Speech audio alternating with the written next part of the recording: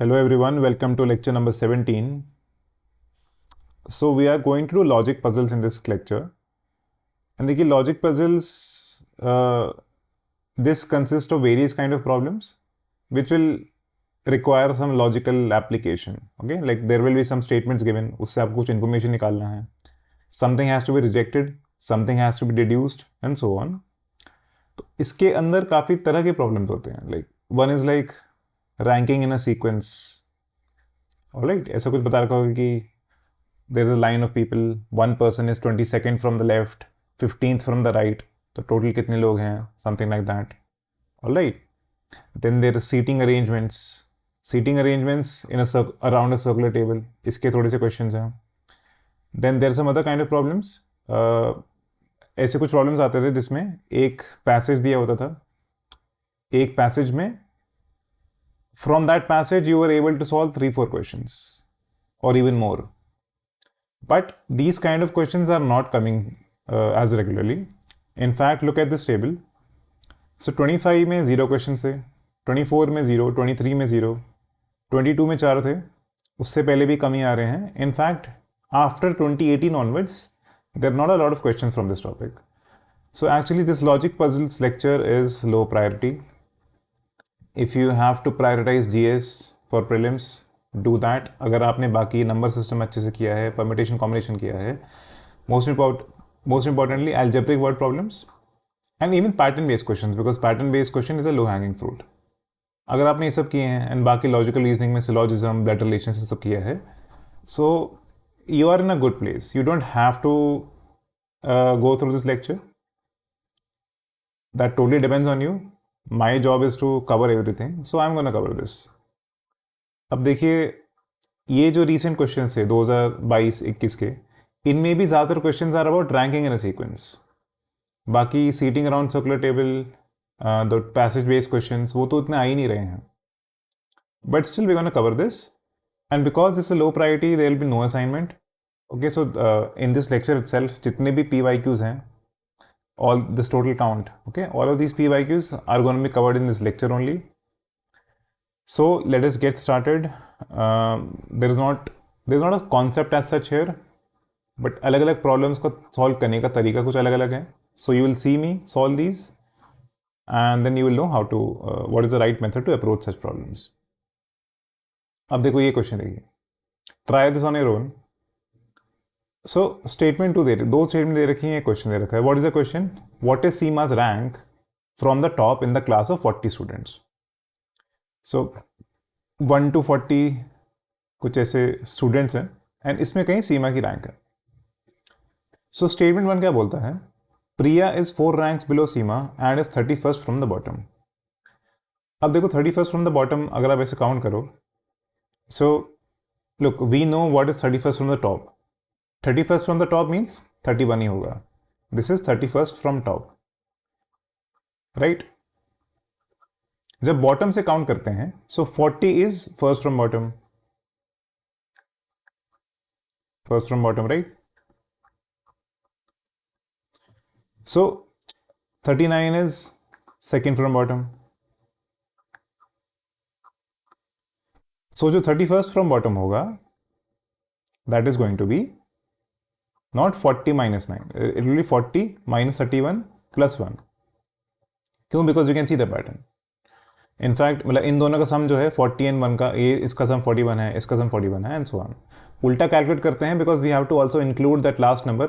Hence we don't subtract, we also add 1. So ये कितना हो जाएगा?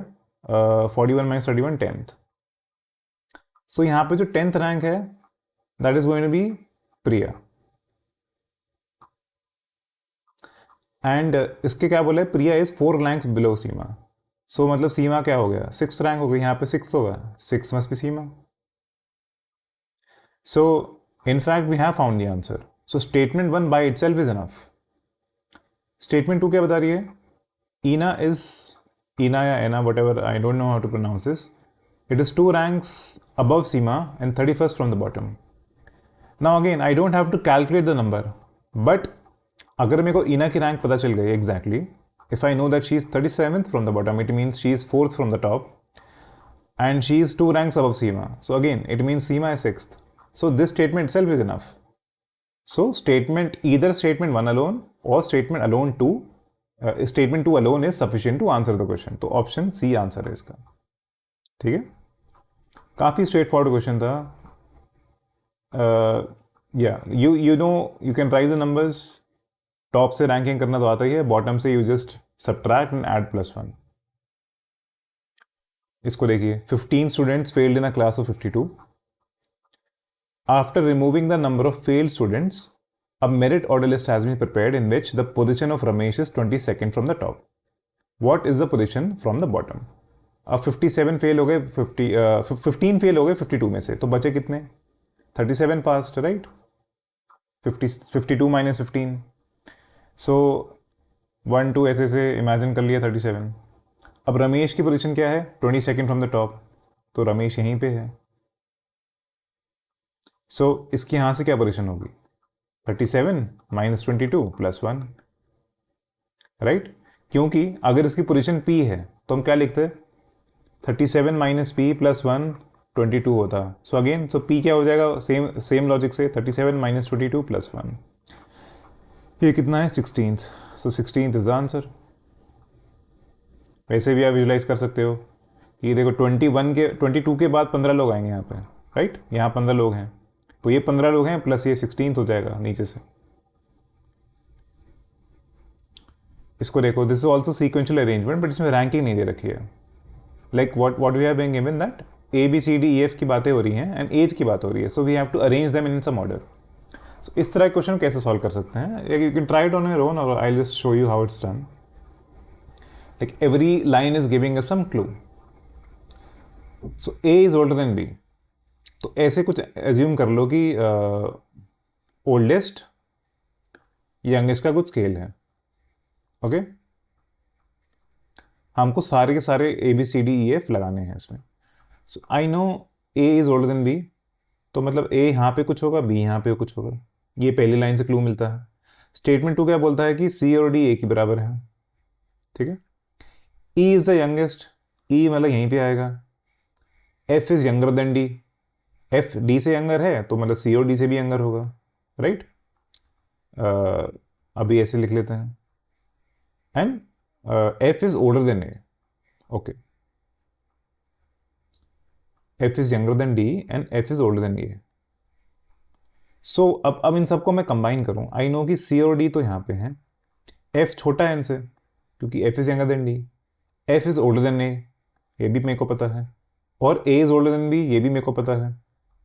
एंड सो ये ओल्ड वाला स्केल है और ये यंग होते जा रहे हैं, और E यहाँ पे कहीं है because E is youngest. So अब इसमें क्या बताया कि how many statements given above are required to determine the oldest persons. Alright, so is this question little bit tricky. हमने ये ऑर्डर तो बता दिया.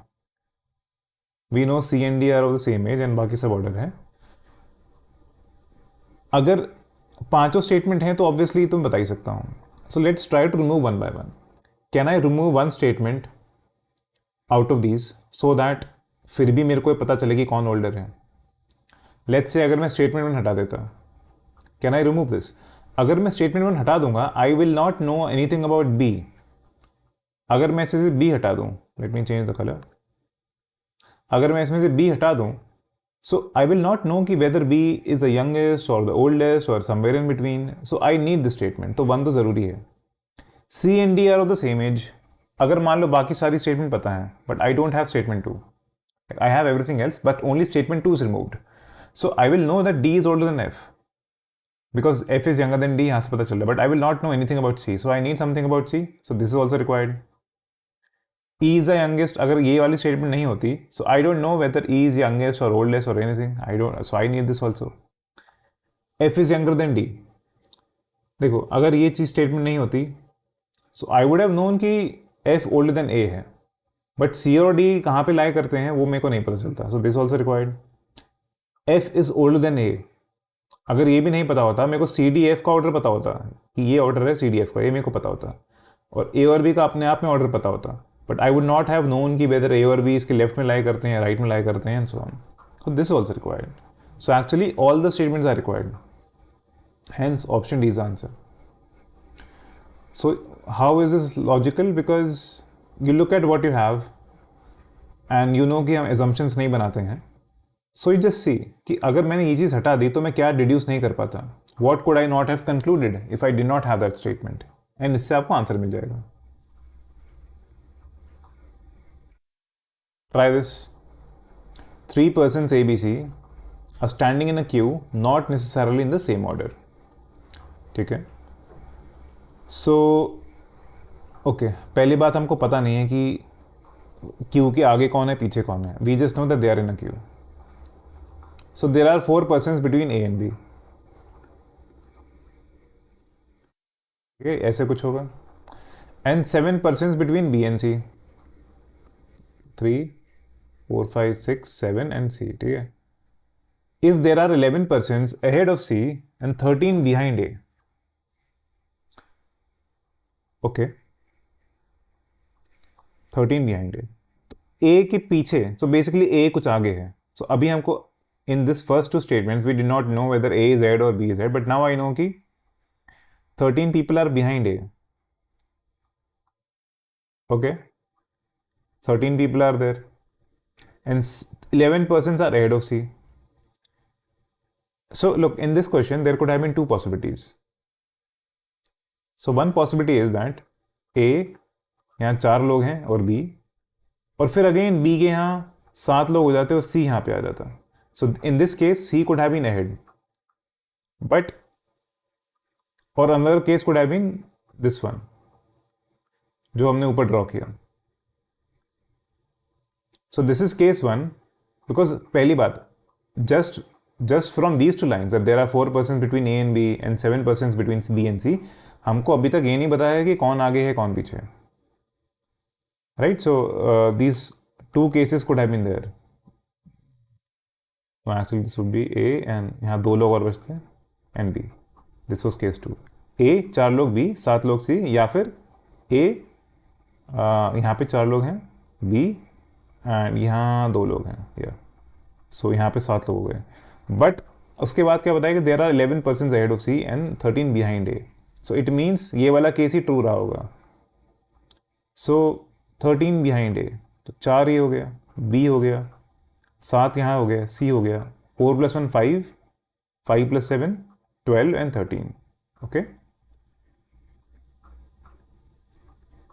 so 11 persons behind C, behind A, 13 people behind A. Okay, and 11 persons ahead of C. तो यहाँ 7 लोग हो गए, 8, तो इसके भी तो ज़्यादा लोग हो गए हैं. What could be the minimum number of persons in the queue? Okay, so I think okay, so we have to actually cover both the cases. Let me erase this. So let us cover both the cases. A यहाँ पे 4 लोग, then B, then यहाँ पे 7 लोग and then C. Let's see that this is ahead. Let's say C is ahead, right? Yeah, and यहाँ पे 11 लोग और हैं and यहाँ पे 13 लोग और हैं पीछे. So यहाँ पे कितने लोग हो गए? 13 + 1 14 + 4 18, 13 + 1 14 + 4 18 19 26 + 1 27 + 11 38. ये केस हो गया, राइट. दूसरा केस हमने क्या बताया था कि A ऐसे है, 4 ऐसे है, B ऐसे है, बट C इज दूसरी साइड. सो यहाँ पे 2 लोग और होंगे और C यहाँ पे होगा. सो 1 2 3, तो यहाँ पे तो B और C के बीच में 7 लोग हो गए. Now there are 11 persons ahead of C and 13 behind A. हमको मिनिमाइज करना है. We have to arrange this so that all the statements are true but the value is minimum. So 13 behind A, तो यहाँ पे मैं behind मान लेता हूँ. तो 4 + 1 5. अब इसमें भी 2 केस हो सकते हैं. एक हो सकता है C2A 4B 13 behind A, मतलब यहाँ पे 8 लोग कर दिया मैंने. And so if this direction is behind, मतलब other direction must be ahead. ये वाला अहेड होना चाहिए. अगर ये वाला अहेड होगा सो 8 + 4 12 + 2 14 प्लस यहाँ पे सॉरी कितने लोग आ जाएंगे, 13 लोग आ जाने चाहिए, नहीं 11 लोग आ जाने चाहिए, ये 7 होना चाहिए, 7 प्लस नहीं, हाँ 8 ही होगा, ठीक है। सो कितने हो गए, 11 + 2 12 14 15 15 + 4 19 20 एंड 28, ठीक है, यहाँ 28 लोग हो गए। एक और तरीका हो सकता था कि C2A 4B ही रखा मैंने, बट मैंने इस डायरेक्शन को ऐड मान लिया, सो 11 पर्सन अहेड ऑफ C, सो 2 + 1 3 + 4 7 8 यहाँ पे हो गया, 3 लोग और जोड़ दिए मैंने यहाँ पे, और 13 पर्सन बिहाइंड ए, सो 3 लोग यहाँ पे हो गए, 10 लोग यहाँ पे, सो 13 लोग ए के पीछे हो गए। Now you count 10 + 1 11 + 2 13 14 18 19 and 22, so actually minimum number of person 22 हो सकते हैं। So this was a tricky question because हमको स्टार्टिंग में बस ये चीज बता रखी है। उसके बाद I know that in one direction, so I don't know what is ahead and what is behind. I just know कि in one direction C के 11 लोग हैं and दूसरे डायरेक्शन में A के 13 लोग हैं. So the clue was minimum number of persons. So we always have to take that case जिसमें कम से कम लोग बने. That is why we rejected this case because इसमें A और C दोनों opposite sides से, so naturally a lot of people would be included. In this case, because A was in between B and C, so statements were correct, but लोग कम थे. And again हमने direction इस तरफ से लिए कि let's consider this direction as ahead direction, so that जो 13 लोग हमको, जो 11 लोग एकोमोडेट करने हैं अहेड ऑफ सी, वो यहीं पे एकोमोडेट हो जाए, एंड ए के पीछे जो 13 लोग एकोमोडेट करने हैं वो यहाँ पे हो जाए। Hence that's how we get the answer is 22। था थोड़ा ट्रिकी क्वेश्चन, सिंपल था, but you need to visualise, and writing this down in this way is the best way to visualise this kind of problems. इसको try कीजिए। 6 lectures A, B, C, D, E, F, each of 1 hour duration, are scheduled between 8 AM and 2 PM. So 6 lecture हैं, 8 AM से 2 PM में कितना time हो गया, 6 hours. तो 6 lecture एक के बाद एक लगे होंगे without a break. Now the question is asked which lecture is in the third period, this is the question. Now statement 1 says lecture F is preceded by A to C। मान लो 8 AM है, 2 PM है, हमको left से right lectures arrange करने हैं। So F is preceded by A and followed by C, ऐसा कुछ होगा, बट आई डोंट नो कि ये कहां पे लाई करेगा, right. I mean this could have been in starting, this could have been in the end. D, B, D, F, नहीं B, D, E are still left, so statement 1 by itself does not tell me कि third lecture कौन सा होना चाहिए। Statement 2 बोलता है there is no lecture after B, so it means B वाला last lecture है। Again this is not enough, तो दोनों को कंबाइन करते हैं। सो दोनों को कंबाइन करूंगा मैं, तो ऐसा ए एफ सी डी हो सकता है, लेट्स से यहाँ पे 2 स्लॉट हो सकते हैं खाली, ऑलराइट, ऐसा हो सकता है, या फिर ऐसा हो सकता है।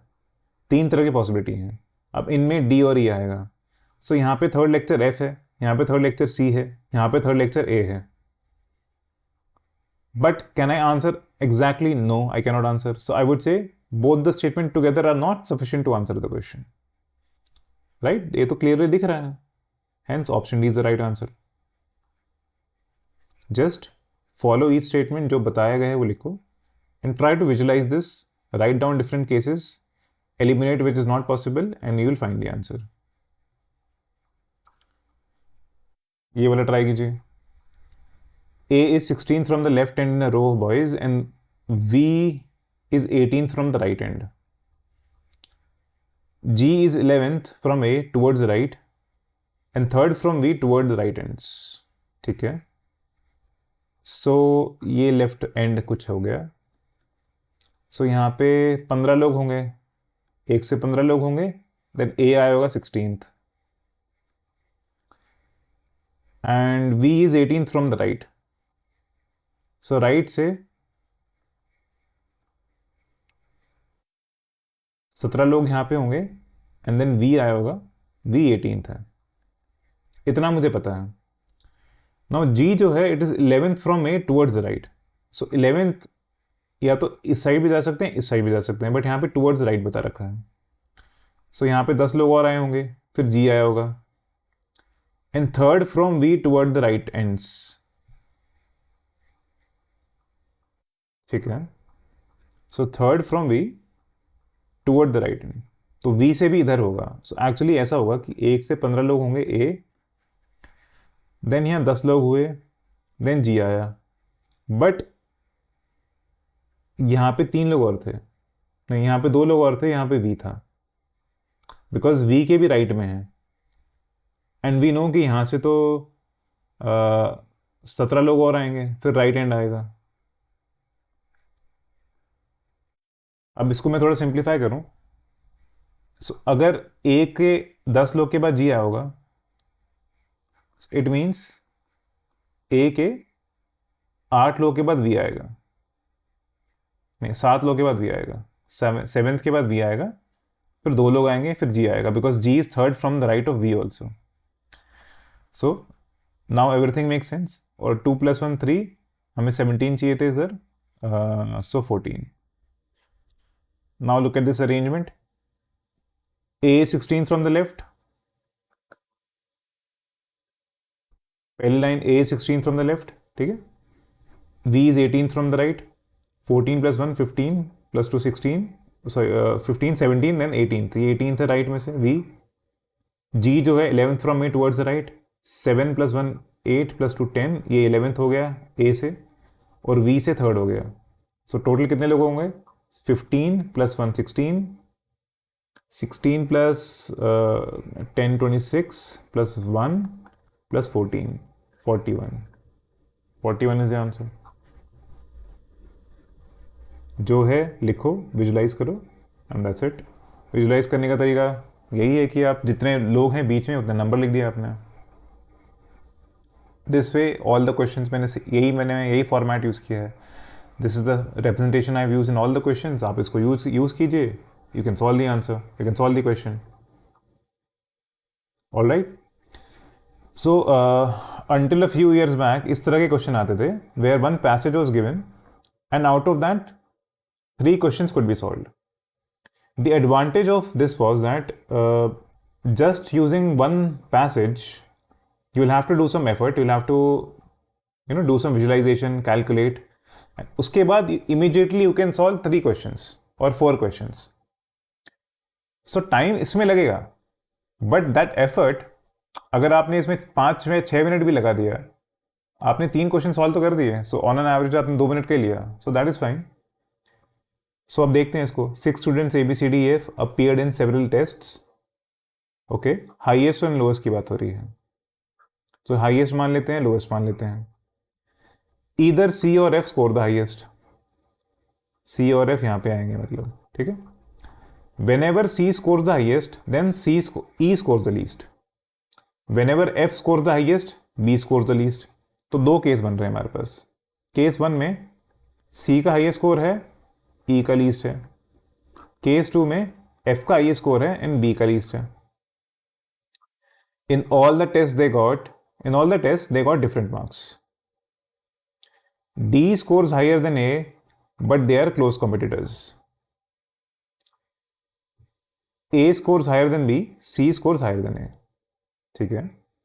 अब ये चीज़ें क्या बता रही हैं कि D जो है वो A से बड़ा है, but they are close competitors. इसका मतलब क्या है कि वो आसपास होंगे, लेकिन इनके बीच में कुछ नहीं होगा. They must be adjacent in this ranking. A score higher than B and C score higher than A. Right. So अब दोनों केस अप्लाई करते हैं. इस वाले केस में मेरे को F नहीं पता है कहाँ पे है.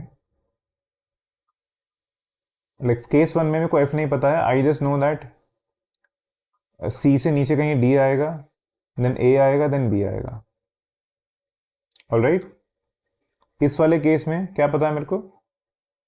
Again C score higher than A, higher than B. But इस वाले केस में F का मेरे को नहीं पता, F इज क्वेश्चन मार्क. इस वाले क्वेश्चन में आई नो कि D A से ऊपर है एंड देयर क्लोज कॉम्पिटिटर्स. तो ठीक है, तो D तो यहीं पे आएगा. एंड सी उससे बड़ा ही होगा. I don't know about E in this one, case 2 में. Now can I answer the questions. If F is second in the ranking then the position of B is क्या. देखो अगर एफ सेकंड है तो इट मीन्स ये वाला case तो हम बात नहीं कर रहे हैं. एफ इज सेकंड, सो इसकी बात तो मैं नहीं कर रहा हूं बिकॉज इसमें तो एफ फर्स्ट है, तो मतलब इसकी बात कर रहा हूं. इसमें if F is second here, मेरे को एफ का कंफ्यूजन था. अगर एफ सेकंड है तो 1 2 3 4 5 बी इज फिफ्थ, और कुछ पॉसिबिलिटी नहीं है क्योंकि बाकी ऑर्डरिंग तो सेम हमको बता रखी है. And is that the right answer? That is the right answer. अब इसमें अगले क्वेश्चन में क्या है, देखो ये पैसेज सेम ही है, बस ये क्वेश्चन बदला है. If B score the least, rank of C will be what. अगेन पिछले वाले में जाते हैं. अगर बी स्कोर है, बी का स्कोर सबसे कम है, बी का स्कोर सबसे कम है मतलब इसकी बात कर रहा हूं मैं, ये वाले केस की. इस वाले केस में रैंक ऑफ सी क्या होगी. देखो एफ है, सी है, डी ए है, बी है, ई मेरे को नहीं पता है. अगर ई बाद में आता है सी के, सो सी की रैंकिंग या तो सेकंड हो सकती है, और अगर ई एफ के बाद में आ गया तो सी की रैंकिंग थर्ड हो सकती है. सो सेकंड और थर्ड रैंकिंग हो सकती है सी की, एंड ऐसा एक ऑप्शन है, and that is the right answer. एक और क्वेश्चन है इसमें.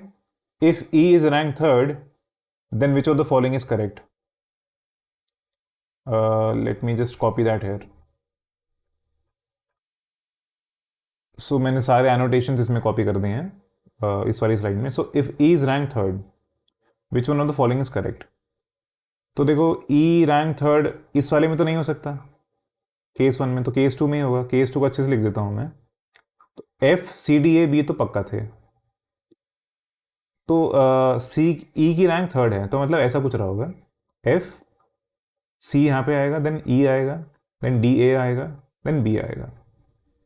ये रैंकिंग होगी अगर ई रैंक थर्ड है, because E rank third means हमने ये वाला केस रिजेक्ट कर दिया, दिस हैज बीन रिजेक्टेड. इस वाले केस को हमने एक्सपैंड किया. सो E gets more marks than सी.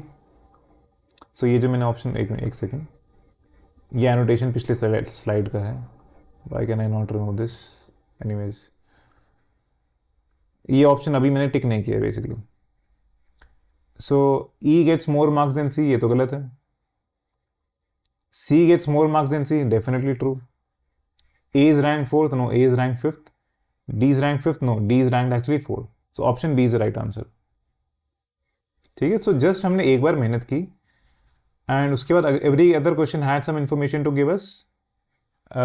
इस क्वेश्चन में क्या था ट्रिक, लाइक डिफिकल्टी क्या थी. There were 2 cases actually, and दोनों केसेस हमको स्टोर करके रखना है. We have to save this information, and depending on the question we have to find out कि which case is being applied. Okay, अगला question देखते हैं. 4 test physics, chemistry, maths and biology, I'll just use PCMB, are to be conducted in 4 consecutive days, not necessarily in the same order. Physics test is held before the test, which is conducted after biology. तो biology के बाद कोई test होगा और उससे पहले physics test होगा. Okay. Chemistry is to be conducted exactly after 2 test are held. तो देखो 4 टेस्ट हैं, तो केमिस्ट्री टेस्ट आफ्टर 2 मतलब केमिस्ट्री वाला यहाँ पे होगा. Now physics test is held before the test which is conducted after biology. तो बायोलॉजी के बाद एक और टेस्ट होगा. सो बायोलॉजी के बाद मतलब फिजिक्स टेस्ट तो होगा ही, और एक और टेस्ट होगा. सो बायोलॉजी के बाद 2 टेस्ट और हैं. So it one of them could be chemistry. So let's say biology has to be here. Biology could be here, right? Biology, okay, let's take 2 cases. So let's say biology is the first. Physics test is after held before the test which is conducted after biology. So physics के बाद भी कोई test होगा तो physics यहाँ पे नहीं हो सकता, फिजिक्स यहीं पे होगा. Then maths must be here. Case 2 ले लेते हैं जिसमें केमिस्ट्री तो यहाँ पे है ही, बायोलॉजी यहाँ पे है. ये केस 1 था, ये केस 2 हो गया. Now physics test is held before the test, this conducted after biology. लेकिन इसमें तो यार ओके ठीक है. सो बायोलॉजी के बाद कुछ कोई भी टेस्ट है, फिजिक्स का टेस्ट उससे पहले है, तो फिजिक्स का टेस्ट यहाँ पर भी हो सकता है, बट अगेन मैथ्स तो यहीं पे आएगा. So in both the cases math is in the last, hence option C is the right answer. जो इन्फॉर्मेशन है वो लिखी, जो हमको नहीं पता है उसका केस ले लो, case 1 case 2, and then try to solve. Either you will get multiple answers और you will get the same answer. इस केस में एक ही आंसर आ पाया है, which is maths. Okay, consider the following, A B C D F G H are standing in a row facing north. तो ये नॉर्थ अगर है तो ऐसे सब आठ आठ लोग खड़े हैं. ओके नहीं नहीं, they are all standing here. Okay, they are standing left to right, they are all facing north. ठीक है. B is not the neighbor of G. F is to the immediate right of G, neighbor of E. G is not at the extreme end. A is 6 to the left of E. ठीक है. तो देखो हमको जो जो हमको पता चल रहा है उसको लिखते हैं. जो एक्सट्रीम जिसमें ज़्यादा बड़े नंबर्स हैं ना उनको हम पहले लिखेंगे. This thing gives us a clue that अगर E ऐसी कहीं जगह पे है, so then 1 2 3 4 5 A. A is 6 to the left of E. H, अब देखो 1 2 3 4 5 6 7, मतलब या तो एक इंसान यहां पे हो सकता है या एक इंसान यहां पे हो सकता है. I don't know. ठीक है. Now what else do I, so I have use the statement. इसको मैंने मान लो यूज कर लिया. H is 6 to the right of C. Again 5 लोग बीच में होंगे, so अब इसके दो ऑप्शन हो सकते हैं. H यहां पे तो नहीं होगा. देखो अगर H यहां पर हो गया लेट्स से, तो 1 2 3 4 5 6, तो इतना तो पॉसिबल है नहीं. सो H कुड बी हेयर, या तो यहां पे हो सकता है. उस केस में AH 1 2 3 4 E एंड C, ये ऑप्शन हो जाएगा.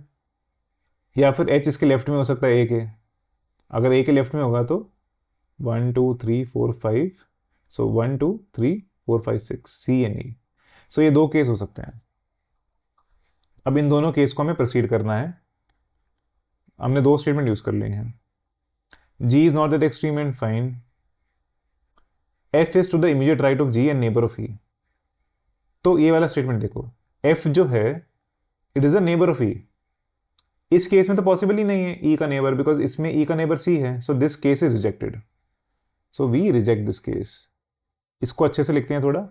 A H 1 2 3 4 E and C, यहाँ पे F आ जाएगा. And it is F is to the immediate right of G, तो मतलब G यहाँ पे आ जाएगा. सो ये स्टेटमेंट यूज हो गया.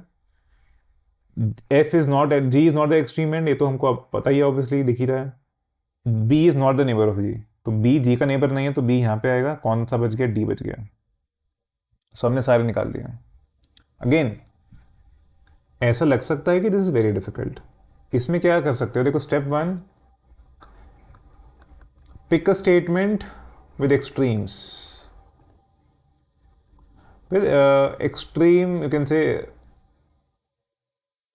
with some extreme arrangement. Basically, which forces minimum or which like creates minimum cases. Yeah, pick a statement. Yeah, which that creates minimum cases. हमने सबसे पहले ये वाली दो स्टेटमेंट की यूज करी, बिकॉज इसमें बता रही है कि बीच में 5 लोग हैं. So definitely we have some idea कि A and E are close to the end, H and C are close to the end. So statement 1 और 2 यूज हो गया. उससे हमारे पास दो केस बने थे. ये केस 1 बना था, ये केस 2 बना था. देन वी फाउंड कि ये वाला है F is to the immediate right of G and neighbour of E. But इस वाले केस में E का नेबर पॉसिबल ही नहीं है. E का नेबर या तो C होगा, और दूसरी साइड बिकॉज E एक्सट्रीम पे है. So we rejected case 2. उसके बाद केस 1 थोड़ा आसान हो गया, बिकॉज F आ गया, देन G आ गया, then B is not neighbour of G, सारे आ गए. अब इसको देखो, ऑप्शन देखो, which one of the following is correct. C is to the immediate left of A, गलत बात. D is the immediate neighbor of B and F, no, it's B and G. G is to the immediate right of D, सही बात है. A and E are the extreme ends, no, A and C are the extreme ends.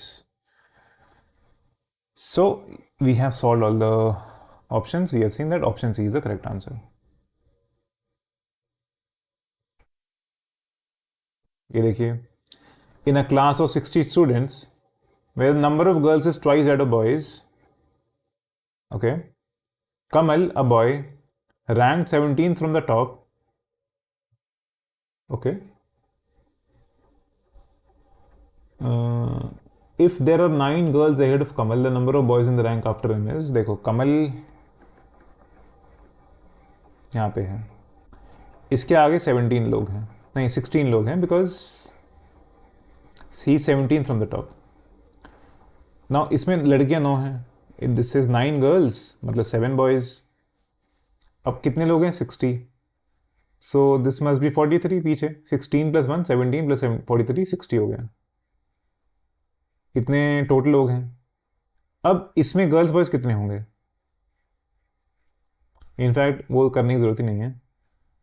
ये देखो बस, number of boys in rank after him. अच्छा पीछे की तरफ. सो टोटल बॉयज कितने हैं? देखो number of girls is twice that of boys. So G is twice that of boys. G plus B is 60. It means 3B is equal to 60.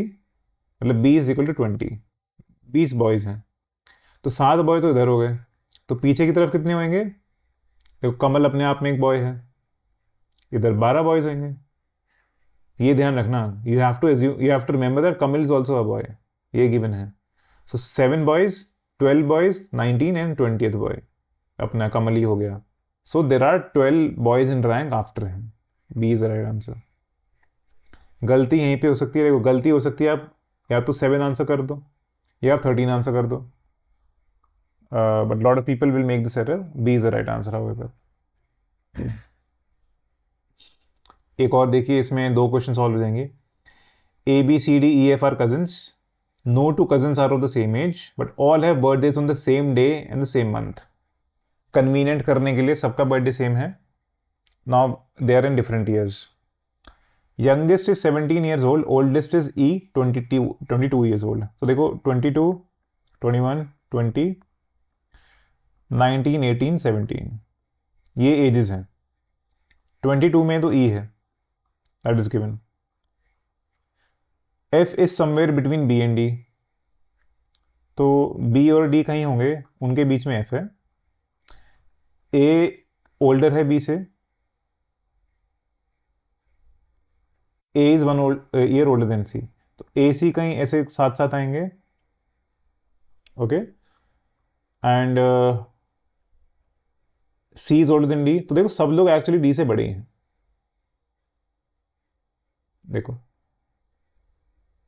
Actually नहीं नहीं, इस वाले स्टेटमेंट को अभी के लिए भूल जाओ. ये देखो A is older than B,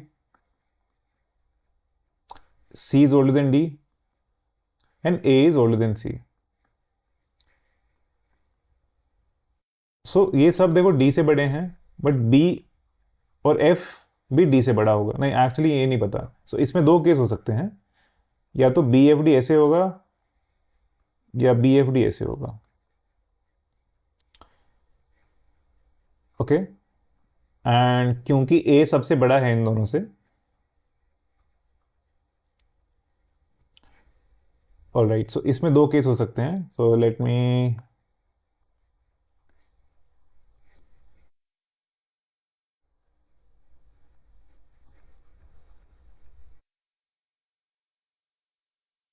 BFD ऐसे होगा.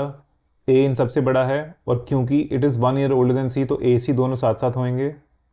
सो ये 2 केस बनेंगे. सो A C B F D and E A C D F B. अब सारे स्टेटमेंट सही हैं क्या? Youngest is 17 years old, oldest is E 22 years old. F B और D के बीच में है, सही बात है. A E B से बड़ा है, दोनों में सही है. C is older than D, दोनों में सही है. A is 1 year older than C, दोनों में सही है. So which one of the following is possible? D can be 20 years old, नहीं.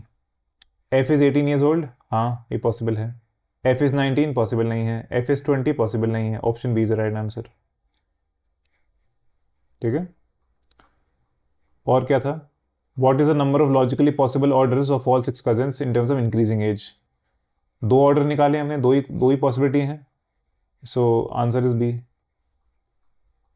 ठीक है. Again write down the statements. हर स्टेटमेंट कुछ क्लू देती है. कभी कभी ऐसा होता है कि जो फर्स्ट स्टेटमेंट है we can not use that, like we have to look at this sum. देखो ये हमको 4-5 स्टेटमेंट दे रखी है ना, like statement 1, statement 2, statement 3, 4 statement दे रखी हैं। But you can not always use them in the same order. आप पहली वाली देखो, उससे कुछ नहीं पता चलेगा, दूसरी स्टेटमेंट देखो, उससे कुछ पता चलेगा। Then once you know that, then you can use the first statement and so on. But eventually you will be able to use all the statements. या तो एक ही केस बनेगा या मल्टीपल केसेस बनेंगे। Write them down, write all the possibilities and then answer the options, like tick the right option.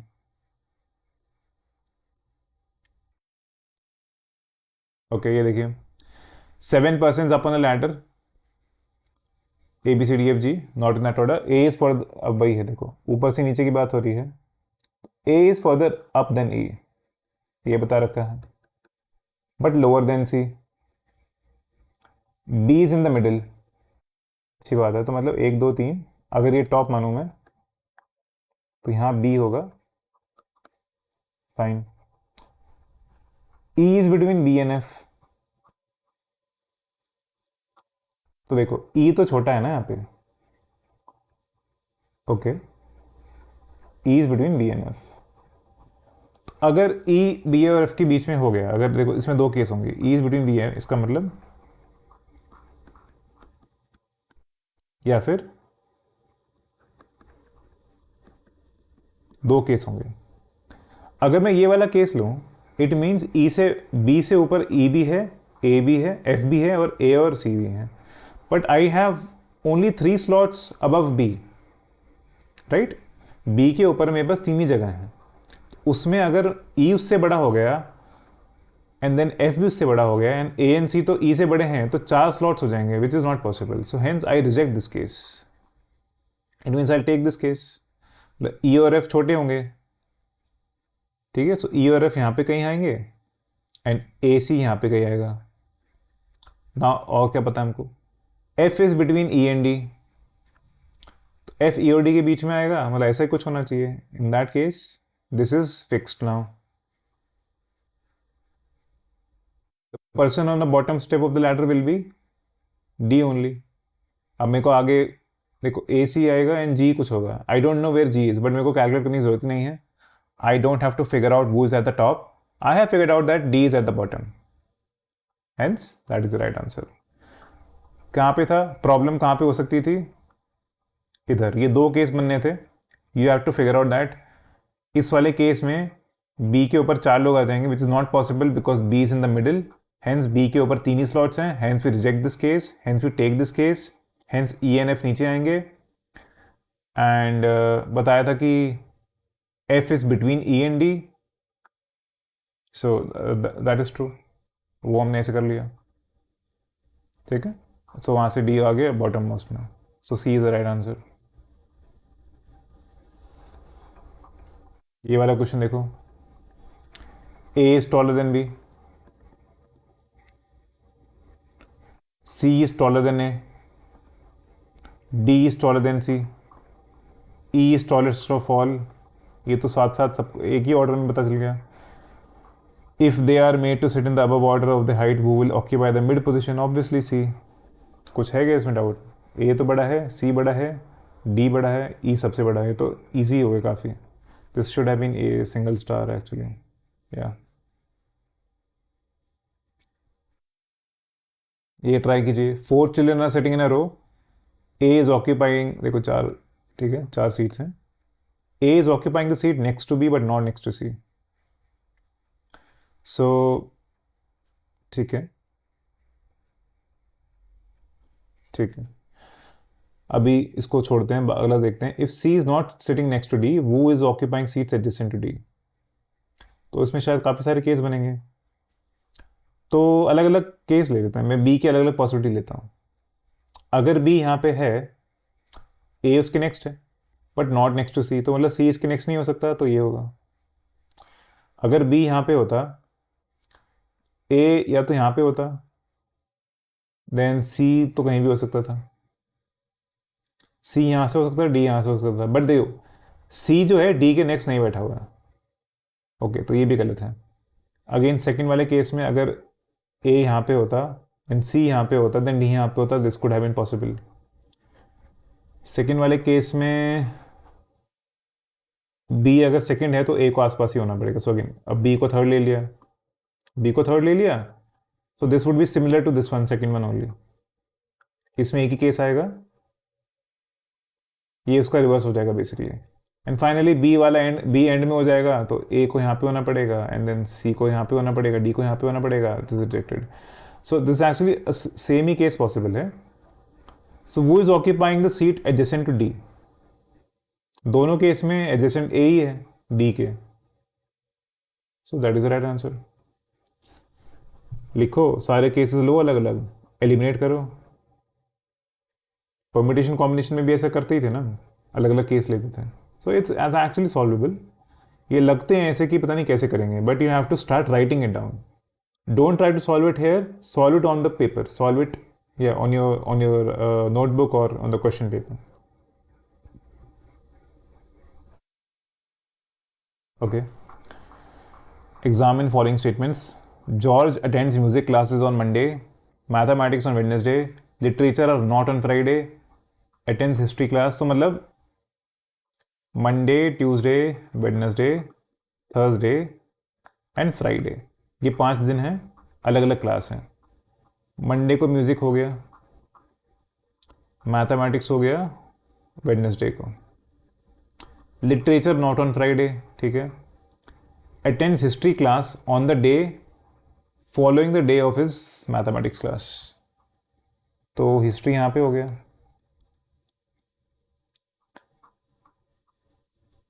Okay, Sunday is free, तो Saturday भी है, एक्चुअली सैटरडे भी है, संडे भी है, संडे फ्री है।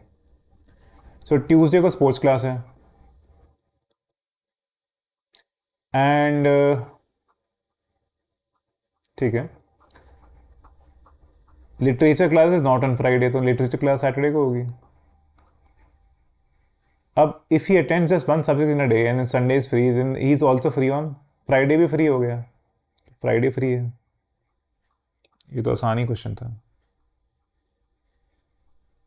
अगेन इस तरह क्वेश्चन वापस से आगे देखो, ट्राई कीजिए खुद से। In a row A is 11th from the left, B is in the 10th position from the right. So left है, यहाँ पे 10 लोग होंगे 1 to 10, देन ए आएगा 11th from the left, B is 10th from the right. So यहाँ पे कहीं B आएगा, कभी हमें नहीं पता कहाँ पे आएगा, यहाँ पे 10 लोग और आएंगे, ठीक है, देन राइट। यहाँ पे 9 लोग और आएंगे, and then B is 10th from the right, this is right. If A and B interchange, तो मान लो यहाँ पे n नंबर ऑफ लोग थे, या ऐसे मान लो कि इनके बीच में n लोग हैं, वी डोंट नो n कितना है। अब हमको क्या बताया गया है कि if A and B interchange, so 10 b n a and 9, ये हो जाएगा। a becomes 18 from the left, it means 1 plus 10 11 plus b हो गया 12 plus n is equal to 17, यहां पे 17 लोग हो जाएंगे, ठीक है। या नहीं नहीं सॉरी, ये 10 था ना, 10 लोग थे यहाँ पे। So this is actually 10 plus B plus N, B क्या है 1 है actually, 11 plus N, 11 plus N is equal to 17, it means N is equal to 6। तो टोटल लोग कितने हो गए, 10 plus 6 16 plus 9 25 plus A and B 2 लोग और 27 लोग हो गए। How many people are there in the row other then A and B, मतलब 25 लोग हो गए, 10 plus 6 plus 9, that is the answer. कुछ नहीं, नंबर लिखो, विजुलाइज करो, इक्वेशन आ जाएगी कुछ ना कुछ।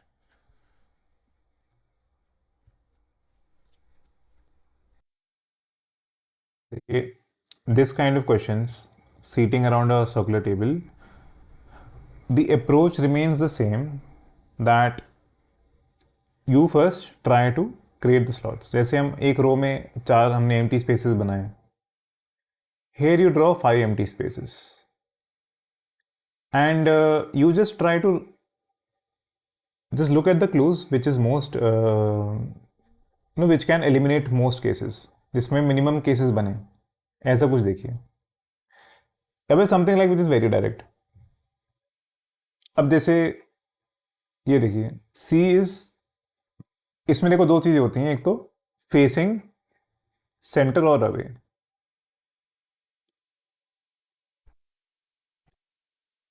If everyone is facing toward the centre, let's say यहाँ पे ए है, वो सेंटर की तरफ फेस कर रहा है, तो इसका लेफ्ट क्या होगा, इसका देन लेफ्ट ये होगा. ठीक है, ये लेफ्ट हो गया, ये लेफ्ट में वन प्लेस, ये लेफ्ट में two place. If A is facing towards away, like अगर ए बाहर की तरफ फेस कर रहा है, सो देन इसका लेफ्ट यहाँ पे एक पोजीशन होगी, दूसरी पोजीशन यहाँ पे होगी. तो ये चीज़ ध्यान रखनी होती है. दूसरी चीज़ क्या ध्यान रखनी होती है, that order does not matter. Basically order matters, but वो is at the top bottom that does not matter. मतलब ये चीज़ एंड अगेन ये चीज़, they are the same, right. ये हमने सर्कुलर अरेंजमेंट में किया था, परमिटेशन कॉम्बिनेशन में. So with these principles in mind I am going to try to solve this. अगर आप खुद से करना चाहते हैं तो कीजिए. सबसे पहले मैं वही 5 स्लॉट बनाऊंगा. नाउ अगर नहीं बता रखा है कुछ और, तो ऑलवेज एज्यूम कि they are facing toward the centre, because table पे बैठते हो, ऑब्वियसली आप सेंटर में देखते हो, राइट, टेबल की तरफ देखते हो. So A is seated 2 seats next from D, C is seated next to A, B is not seated next to A. ये 3 चीज़ें बता रखी हैं, लेफ्ट राइट कुछ नहीं बता रखा है. सो what I am gonna do is I am gonna do 2 cases. अब ए को लिया मैंने, अब ये इसके नेक्स्ट बैठा है सी, ठीक है, या फिर ऐसे भी हो सकता है. अब डी जो है, अब देखो डी या तो सेम साइड में होगा सी वाले, या ऑपोजिट साइड पे होगा. सो अगर डी सेम साइड में है सी के, तो या तो डी यहां पे हो सकता है, या फिर डी, अब इसमें एक और केस बनेगा, ऐसे, देन डी, देन यहां पे एक एम्प्टी स्पेस. अब इस केस में अब देखो ये केस बना. अब चलो इन दोनों के सॉल्व करता हूँ मैं. ये मैंने देख लिया, ये मैंने देख लिया, B is not next to A, तो अगर बी ए के नेक्स्ट नहीं है तो बी यहाँ पे आएगा, देन ई यहाँ पे आ जाएगा. इधर B is not next to A, तो यहाँ पे आ जाएगा, यहाँ पे आ जाएगा. ये वाले केस भी सिमेट्रिक ही होंगे, because again you can try to put D here, then B is not next here. ये इसका काइंड ऑफ मिरर इमेज हो जाएगा इफ यू सी. ठीक है, या can you see why this will be the mirror image, because left right नहीं है, but हमने सारे केस ले लिए ना. अब देखो क्वेश्चंस किस तरह से पूछे हैं. D is seated next to B, क्या ये ट्रू है? हाँ, ये हर केस में ट्रू है. E is seated next to A, ये भी हर केस में ट्रू है. D and C are separated by 2 seats, नहीं, लाइक वो डिपेंड करता है, कोई कभी कभार तो साथ में बैठे हैं. जब यहाँ साथ में बैठे हैं तो यहाँ पे 3 सीट्स हैं एक साइड से, एक साइड से 0 सीट्स हैं. इस वाले केस में डी और सी के बीच में 1 सीट यहाँ पे है एंड 2 सीट्स यहाँ पे हैं. So anyway this is not correct. So 1 and 2 are correct and option B is the right answer. Tricky होते हैं ये वाले, बिकॉज थोड़े cases it's little difficult, multiple cases बन जाते हैं इसमें, but this is the right approach. Try this. A, B, C, D, F seating equidistant from each other around a circular table facing the center of the table. All right. अभी हमको कुछ नहीं बताया. Question क्या है? Who is sitting on the immediate left of A? ये question के लिए मेरे को स्टेटमेंट चाहिएगी. नाउ ऐसे बना लेते हैं, ठीक है. ए के रिस्पेक्ट में क्वेश्चन पूछा है, तो ए को बना लेते हैं, ए को फिक्स कर लेते हैं. I need to figure out ये यहाँ पे कौन है, immediate left of A. Remember they are all facing the center, so left इस तरफ होगा ये वाला. Now B is sitting opposite to C and D is sitting opposite to E. तो ठीक है, इसका मतलब क्या हो सकता है? बी सी ऐसे हो सकता है, या फिर बी सी ऐसे हो सकता है, राइट। या फिर ऑब्वियसली एक और केस बनेगा, बी सी ऐसे हो सकता है and then B and C reverse हो सकते हैं आपस में। So I don't know that. अब इसमें इंटरेस्टिंग क्या है, ये वाला केस नहीं हो सकता because D and E are also opposites. So यहाँ पे डी और अगर ये यहाँ पे हो गए, if D is here, no actually what, मैंने कुछ गड़बड़ की है क्या, ये वाला केस नहीं होगा, नहीं नहीं, बी यहाँ पे हो सकता है, एक यहाँ पे हो सकता है, हाँ ये वाले केस नहीं बनेंगे। सॉरी, हाँ तो ये दो केस बनेंगे बट इसमें ये रिवर्स हो सकते हैं, या इधर शायद बी आ जाए और इधर शायद सी आ जाए, ये रिवर्स हो सकते हैं आपस में। या अब इसमें हमने ये वाली लाइन देख ली। अब D is sitting opposite to E, again मतलब डी और ई यहाँ पे आ सकते हैं, तो मतलब ई और डी यहाँ पे आएगा, डी और ई यहाँ से आ सकते हैं, ई और डी यहाँ पे आएगा। Now F is sitting to the immediate left of B, statement two बता रहा है। सो बी का लेफ्ट, तो बी यहाँ पे अगर होगा, बी के लेफ्ट में ही आ सकता है अगर बी ए वाला है। अब okay, let's say I am taking this case, तो यहाँ पे तो बी के लेफ्ट में ए आ रहा है, सो दैट इज नॉट पॉसिबल, तो ये वाले केस हटा दिया। इस वाले केस में बी के लेफ्ट में क्या आएगा, बी के लेफ्ट में आएगा एफ, इट इज पॉसिबल। इस वाले केस में, बट अगेन डी और ई कौन सा आ रहा है यहाँ पे मेरे को नहीं पता, मेरे को ए के लेफ्ट में जानना है, so I still don't know whether A के लेफ्ट में डी है या फिर ई है। ये वाले केस में बी के लेफ्ट में एफ है, सो यहाँ पे बी के लेफ्ट में ई और डी आ रहा है, so this is not possible. यहाँ पे बी के लेफ्ट में भी डी और ई आ रहा है, सो दिस नॉट पॉसिबल, तो ये वाला केस पॉसिबल नहीं है। अल्टीमेटली जो हमारे पास पॉसिबल है A C B F D E या ई डी, ये सारे केस बने हमारे पास। सो यहाँ पे दो केस हैं, सो या तो ई बैठा होगा ए के लेफ्ट में या डी बैठा होगा, but I cannot finally answer confidently definitely. So both statements are not sufficient to answer the question. Tricky question था, इतनी सारी चीज़ें हो रही हैं, बी भी आ सकता है, सी भी आ सकता है, या फिर सी भी आ सकता है। सो या this is tricky, that's why it's a hard question. थोड़ा आपको क्लैरिटी चाहिए, basically you don't need to be confused while you are writing this down, you need to be clear कि सारे केस क्या हैं एंड सिस्टमैटिकली एलिमिनेट करना है। Don't try to do this mentally, the more you do this mentally the more the errors you can make. सारे केस अगर आपके सामने हैं ही, then you can eliminate. So ये टाइम कंज्यूमिंग रिगरस क्वेश्चन होते हैं एंड कम आते हैं वैसे भी, लाइक सीक्वेंशियल अरेंजमेंट तो फिर भी आसान था, सीटिंग अरेंजमेंट के आई थिंक बस 3 ही क्वेश्चन आए हैं and we have already done 2, will do this one more and इसके अलावा आई थिंक और क्वेश्चन है नहीं। Okay, this is a very hard problem, which means it is not to be done in exam setting, and you will know why. If you want to try this, try on your own, and then I'll solve this. 8 students, 6 भी नहीं 8 हैं, एक ही question में आपको 8 चीज़ें solve करनी पड़ेंगी। Sit around a circular table, facing the center. Okay, fine. 1 2 3 4 5 6 7 8 इसे मान लेते हैं।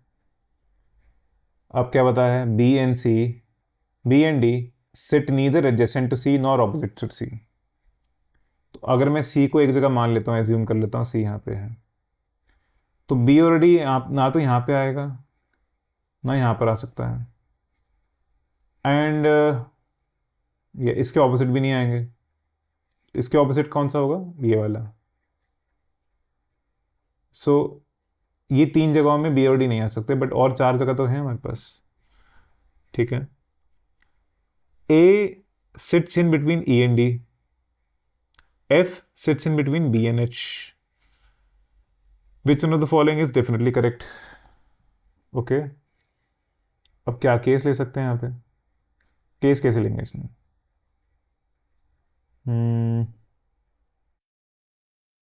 चलो मैं बी को एज्यूम कर लेता हूँ, कहाँ कहाँ हो सकता है बी, यहाँ तो यहाँ हो सकता है, या तो ठीक है अगर बी यहाँ पे हो जाएगा, देखो। So what I am gonna do is one distance away to the left और राइट इज सिमेट्रिक। सो या तो बी एक डिस्टेंस अवे होगा या बी दो डिस्टेंस अवे होगा। एक डिस्टेंस अवे होगा बी, या फिर यहाँ पे होगा। यहाँ पे तो हो नहीं सकता, एंड बाकी के सेम हो जाएंगे। अब मैंने बी मान लिया। F sits between B and H, ठीक है। अब एच इस केस में कहाँ हो सकता है? चलो डी को देखते हैं। अब डी कहाँ कहाँ पे हो सकता है? सेम साइड पर भी हो सकता है। ओके, डी के भी काफ़ी केस बनेंगे। चलो,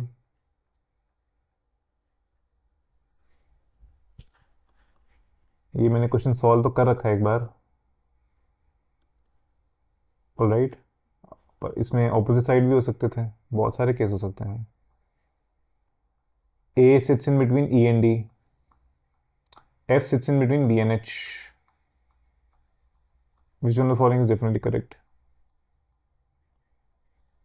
ओके, चलो वापस से एक बार करता हूँ थोड़ा, क्योंकि I need some space for this. या तो देखो, सी था, देन यहाँ पे 8 जगह हो गई, अगेन 8 जगह हो गई, देन अगेन 8 जगह हो गई, एंड देन अगेन 8 जगह हो गई।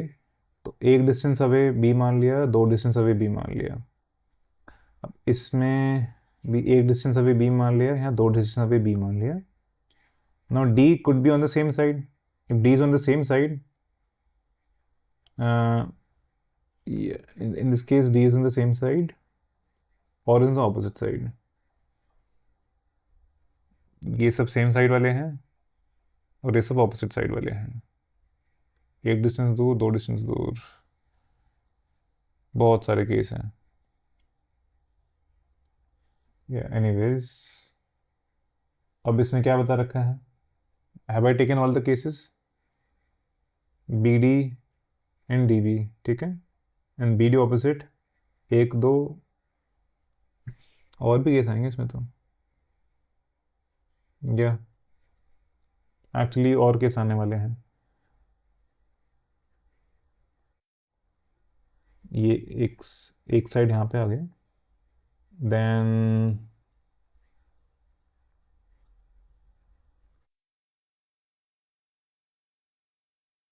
दोनों थोड़े दो दो डिस्टेंस दूर हैं।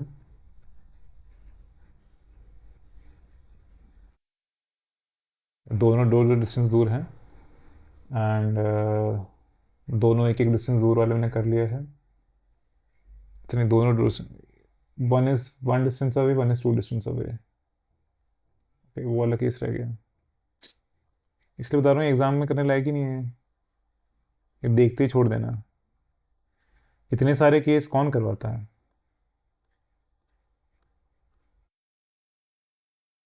बी मान लो एक डिस्टेंस दूर है एंड बी दो डिस्टेंस दूर है, ठीक है। चलो इतने केस लेके देखते हैं। क्या है कि A sits between E and D, E और डी के बीच में ए है। सो मतलब यहाँ पे ई आएगा, यहाँ पे ए आएगा। इस केस में ई तो यहाँ पे आना चाहिए था, नहीं हो सकता पॉसिबल। मतलब ई और ई ए डी एक साथ आने चाहिए, ये पॉसिबल है, ये पॉसिबल है, एंड ये पॉसिबल है।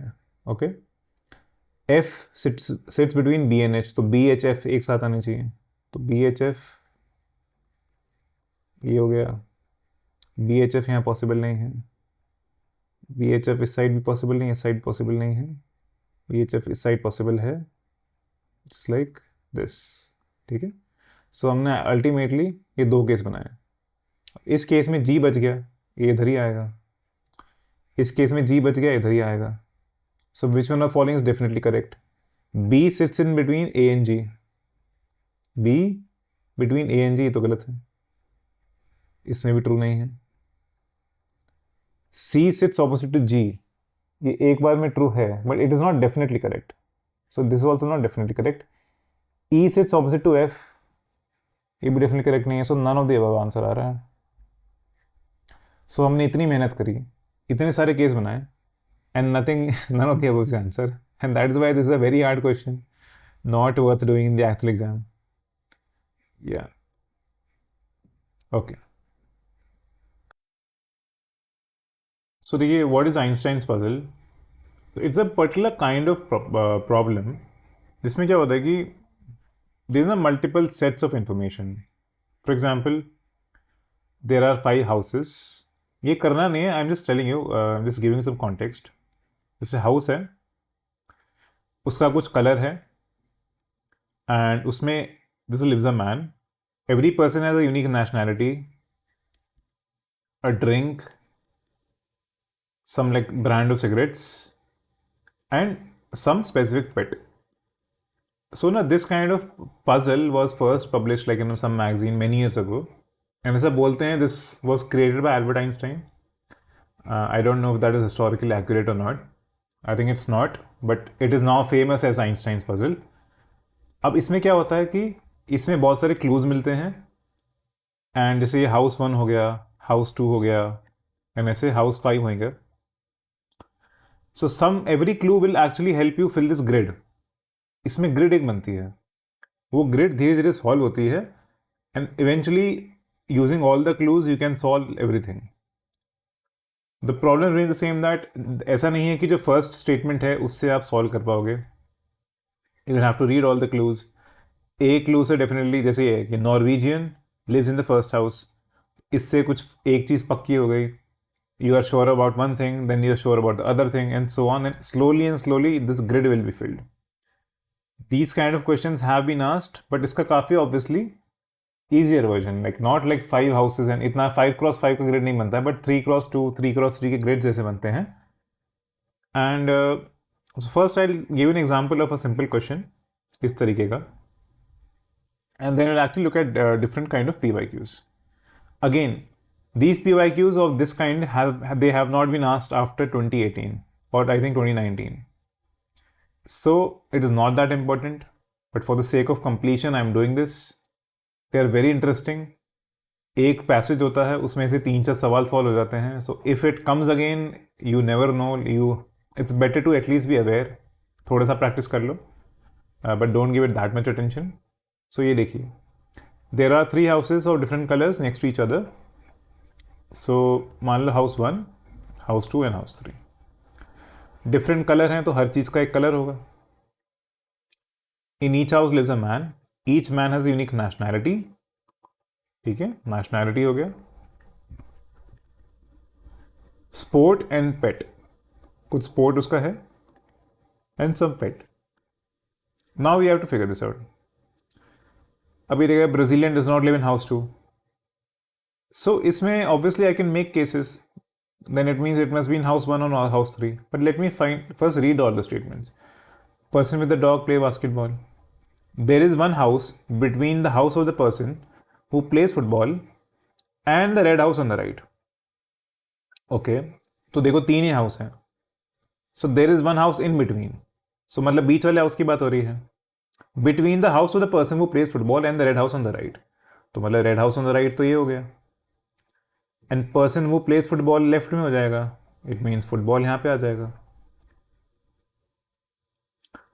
एंड ये स्टेटमेंट हमने यूज़ कर लिया एक्चुअली। अब स्टेटमेंट लास्ट वाला देखो, German lives in house 3, so nice, ये हमको पता चल गया। इनफैक्ट अब स्टेटमेंट 1 पे जाओ, Brazilian does not live in house 2, तो मतलब ब्राजीलियन यहाँ पे आएगा। ठीक है, एंड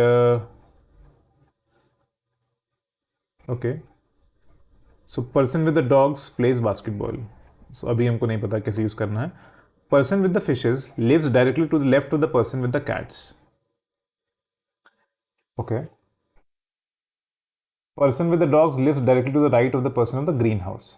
तो देखो, पर्सन ऑफ डॉग है, ये राइट में होता है ग्रीन हाउस के, तो या तो यहाँ पे हो सकता है या यहाँ पे हो सकता है। ठीक है, person with the fishes live directly, बिना इसमें थोड़ा सा और कुछ क्लू बनाना पड़ेगा। ये तो हमने यूज़ कर लिया, फर्स्ट यूज़ कर लिया। एक्चुअली इसमें एक और नेशनलिटी दी नहीं हुई है क्या? Person with the dogs lives directly to the right of the green house. तो यार या तो डॉग यहाँ पे हो जाएगा, मैं इसको दूसरे कलर से लिखता हूँ, से ग्रीन से लिखता हूँ। सो डॉग या तो यहाँ पे हो सकता है या तो यहाँ पे हो सकता है। एंड अगर डॉग यहाँ पे होगा तो मतलब ग्रीन हाउस उधर होगा या तो यहाँ पे होगा, ठीक है। Person with the fishes lives directly to the left of the person with the cats. तो देखो, अगर यहाँ पे अगर थर्ड प्लेस में कैट हो जाएगा तो डॉग को यहाँ पे होना पड़ेगा, बट इट मीन्स फिशेज यहाँ पे होना चाहिए था, which is not true, right? Because हमको फिशेज, बेसिकली फिशेज चाहिए directly to the left of cats, right? Person lives directly to the left of person with cats, but dog अगर बीच में हो जाएगा तो that is not possible. So I have some clue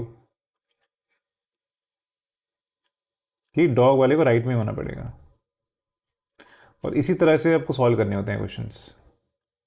it means dog यहाँ पे आएगा, it means cat यहाँ पे आएगा, इट मीन्स फिशेस यहाँ पे आएगा, इट मीन्स ग्रीन हाउस यहाँ पे है। एंड एक्चुअली इस क्वेश्चन में और डिटेल्स होंगे कि टोटल 3 कलर्स कौन कौन से हैं। सो आई थिंक ब्लू वाला एक होता है, ब्लू वाला यहाँ पे आता है, and this is used and this is used, and person with the dog play basketball. And I think question में आपको ये चीज़ें बता रखी होंगी, what are the 3 nationalities, what are the 3 sports, तो आप ये भी फिल कर सकते हो। तो इस तरह से सॉल्व होते हैं, alright. And I am going to now show you some PYQs, and अच्छे लगेंगे आपको। These are very interesting to be honest या। तो देखिए इसमें ना कुछ स्टेटमेंट दे रखी हैं, ये कुछ पैसेज इंफॉर्मेशन है, कुछ क्लूज हैं, एंड इसके बाद there are 6 questions. So the beauty of these kind of problems is once you are able to solve this, इसमें टाइम लगेगा, you can take 10 minutes, but in those 10 minutes you have solved 6 questions. इसमें क्या है, अब देखो एक बार थोड़ा पढ़ लो उसको पहले। ABCD स्टूडेंट्स हैं, 4 डिफरेंट सिटीज़ में पढ़ रहे हैं। They are studying in science college, arts college, commerce and engineering college, which are situated in different states, Gujarat, Rajasthan, Assam and Kerala. So now we have been given further clues that D studying in Assam, art college कुछ कुछ है, ठीक है, B studying in city Q. तो इसको ऐसे बनाओ, grid बनाओ ऐसे, ABCD तो स्टूडेंट्स हैं, हमको क्या क्या चाहिए, सिटी चाहिए, स्टेट चाहिए एंड कॉलेज चाहिए, राइट? ये तो चीज़ें हैं, ये तो 3 चीज़ें बता रखी हैं। सो डी स्टडिंग इन असम, तो यहाँ पे असम आ जाएगा स्टेट में, राइट? एंड सो ये वाला यूज हो गया। B studying in city Q, तो बी यहाँ पे क्यू आ जाएगा, सही बात है। A studying in commerce college, fine, ये हमको पता चल गया, ये यूज हो गया। Arts college is located in city S which is in Rajasthan, तो मतलब आर्ट्स एस और राजस्थान एक साथ आएंगे। यहाँ पे तो आर्ट्स नहीं आएगा, यहाँ पे आर्ट्स नहीं आ सकता बिकॉज यहाँ पे क्यू हो चुका है, यहाँ पे एस आना चाहिए था। यहाँ पे आर्ट्स नहीं आ सकता बिकॉज यहाँ पे स्टेट असम इज फिक्स्ड, तो इट मीन्स आर्ट्स यहाँ पे आएगा, आर्ट्स यहाँ पे आएगा, सिटी एस, स्टेट राजस्थान, ठीक है, ये यूज हो गया। Now what else do we know, science college is located in Kerala. अब स्टेट या तो यहाँ पे हो सकता है या तो यहाँ पे हो सकता है। देखो साइंस और कॉलेज दो साथ में आएंगे, तो दोनों की स्लॉट्स तो यहीं पे बचे हैं, बिकॉज यहाँ पे तो देखो साइंस यहाँ पे होएगा तो यहाँ पे असम ऑलरेडी है, मतलब साइंस को यहाँ पे आना पड़ेगा, ठीक है, science is here, then what else, ठीक है, यहाँ पे केरला आ गया, यहाँ पे कौन सा इंजीनियरिंग बच गया, ठीक है, एंड यहाँ पे कौन सा वो बच गया, आई थिंक कौन सा स्टेट बच गया, 4 स्टेट्स ऑफ गिवन, गुजरात बच गया, ठीक है, जी लिख दिया। All states are fine, PQRS, PNR बचा है, P और R के बारे में कुछ क्लू नहीं है हमको, so actually we are not able to figure out as of now, so now we use this grid. A studying in पूछा है, गुजरात, गुजरात में पढ़ रहा है, ठीक है, दैट आई नो। साइंस इसको ऐसे कर लेते हैं इसीलिए,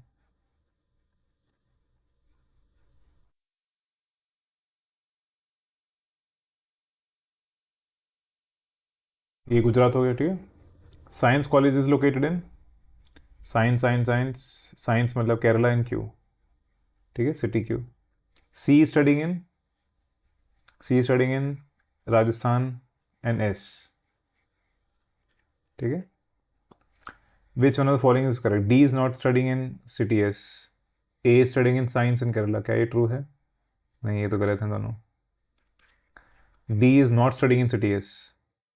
D is not studying in city S, ये तो सही बात है. Engineering college located in Gujarat. No, it's in Assam, तो ये गलत है. तो स्टेटमेंट वन सही है एक्चुअली, ठीक है. Which one of the following is correct regarding engineering college? Engineering college में असम है एंड डी है, इतना पता है हमको. असम है, डी है, ये पता है, ठीक है. Which one of following statement is correct? Engineering college is located in Assam, which is right, so this is correct. So B A D A and those are actually the answers. तो हमने सारे सही कर दिए. शायद 5-6 मिनट लगे होंगे. 5-6 minute में 6 क्वेश्चन हो गए. अनफॉर्चुनेटली ये देखो आसान क्वेश्चन, मतलब these are fun question I would say, but इतने आते नहीं आजकल. But better be prepared. Look at this kind of question. In a group of 6 women, now this one is little tricky because here we have to do so much work but only for one question. So that is why this is hard. It is still easy, but जितना हम time देने वाले हैं उसको, उससे हमको एक ही question के मार्क्स मिलेंगे.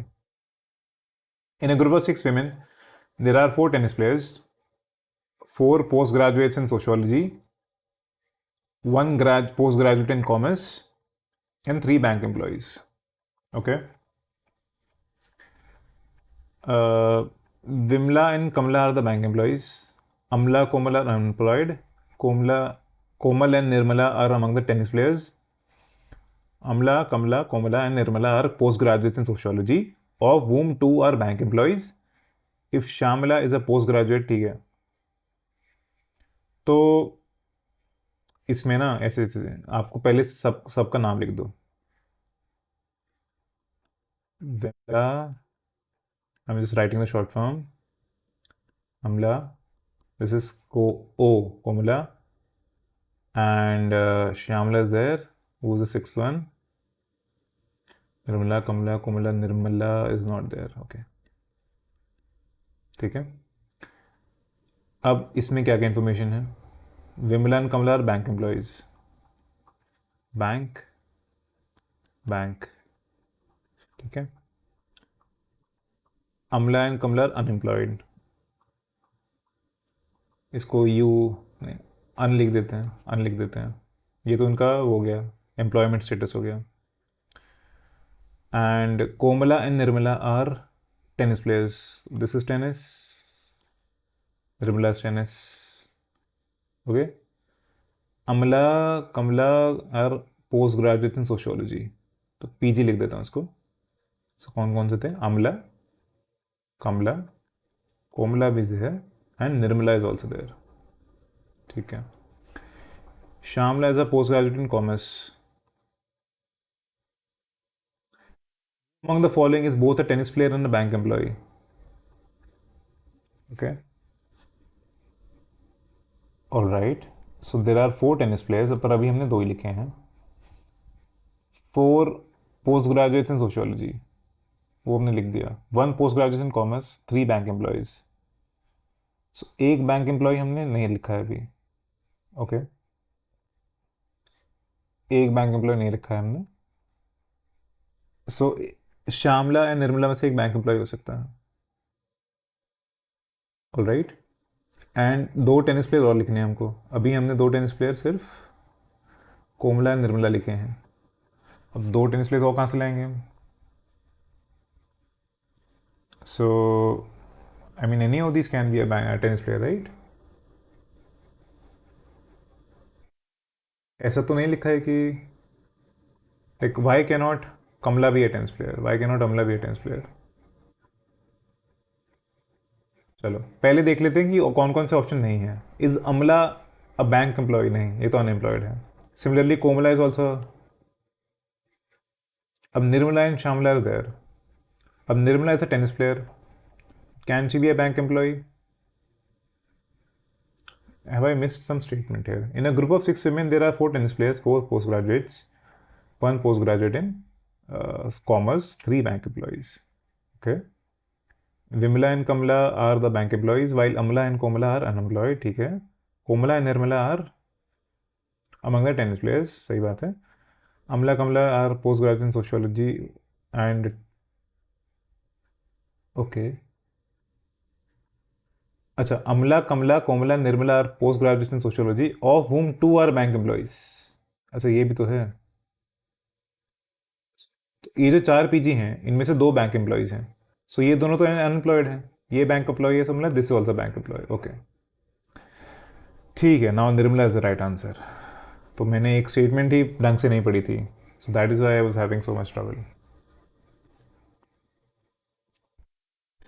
अगेन 3 क्वेश्चन आएंगे, कुछ ग्रिड सॉल्व करनी है. ABCDFG lecturers, different cities, 6 city दे रखी हैं, एक सब्जेक्ट दे रखा है. सो ABCDEFG है. ओके, सिटी हो गया, सब्जेक्ट हो गया. Lecturer from lecturer D is from Shillong, इसको कर लेते हैं. शिलोंग, ठीक है. Lecturer C is from Delhi and sociology. So सी जो है इसको डेल कर दिया एंड सब्जेक्ट हो गया सोशियो, थर्ड यूज कर लिया. लेक्चर बी इज नॉट, चलो इसको बाद में देखते हैं. Lecture A specialize in economics but does not belong to Hyderabad. तो चलो इकोनॉमिक लिख देते हैं, इको लिख देते हैं यहाँ पे, हैदराबाद नहीं है. Lecturer F commerce and Srinagar. So Srinagar and commerce, ठीक है. Lecturer G specialize in statistics belong to Chennai. तो जी में क्या हो गया, यहाँ ऊपर सिटी हो गया चेन्नई एंड स्टैट्स, ठीक है. लेक्चरर बी जो है नाइदर हिस्ट्री नॉर मैथमेटिक्स. तो क्या क्या बच गया, ज्योग्राफी बच गया, यहाँ जियो आ गया, ठीक है. लेक्चरर बी का नाइदर हिस्ट्री नॉर मैथमेटिक्स. अब lecturer from Kanpur is specialize in geography. तो ये बी ज्योग्राफी था, तो मतलब यहाँ पे कानपुर आ गया, ये भी हो गया. फिफ्थ वाला देखो, lecturer A specialize economic does not belong to Hyderabad. तो क्या बच गया, मुंबई बच गया आई थिंक, मुंबई. तो हैदराबाद यहाँ पे आ गया. एंड सब्जेक्ट्स कौन कौन से बच गए, हिस्ट्री हमने किसी को नहीं दिया अभी तक, एंड मैथ्स किसी को नहीं दिया है, एंड अभी नहीं बता रखा हमको. चलो इतना देखते हैं. अब वो स्पेशलाइज इन ज्योग्राफी, ज्योग्राफी तो बी के है, ठीक है. तो B is the right answer. To which cities as lecturer specialize in economics belong. Eco वाला मुंबई में है, ये भी ट्रू हो गया. Which of the following belongs to Hyderabad. Hyderabad E है, ये भी पता है हमको. Are these the right answers, these are the right answers. थोड़ी मेहनत की, 3 क्वेश्चन सॉल्व हो गए. अगेन सिस्टमैटिकली प्रोसीड करना है, इतने मुश्किल क्वेश्चन नहीं है. अब ये देखो, consider the following information, answer the 5 items.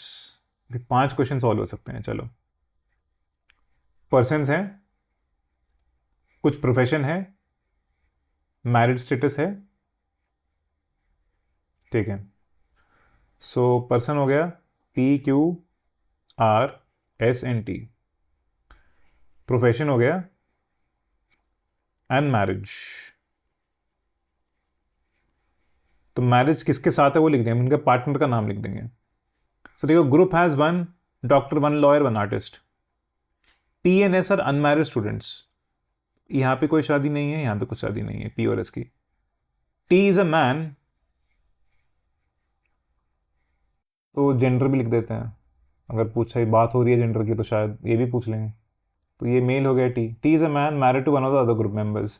तो Q या R में से मेंबर होगा. सो ये देखो मैन है. Q is the brother of P. So Q भी मेल हो गया. अब देखो T की शादी किसी और से है, तो P एंड S तो सिंगल है.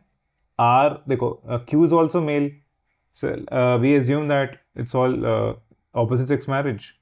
इसकी शादी इससे हुई होगी. T की शादी R से है, आर की शादी टी से होगी.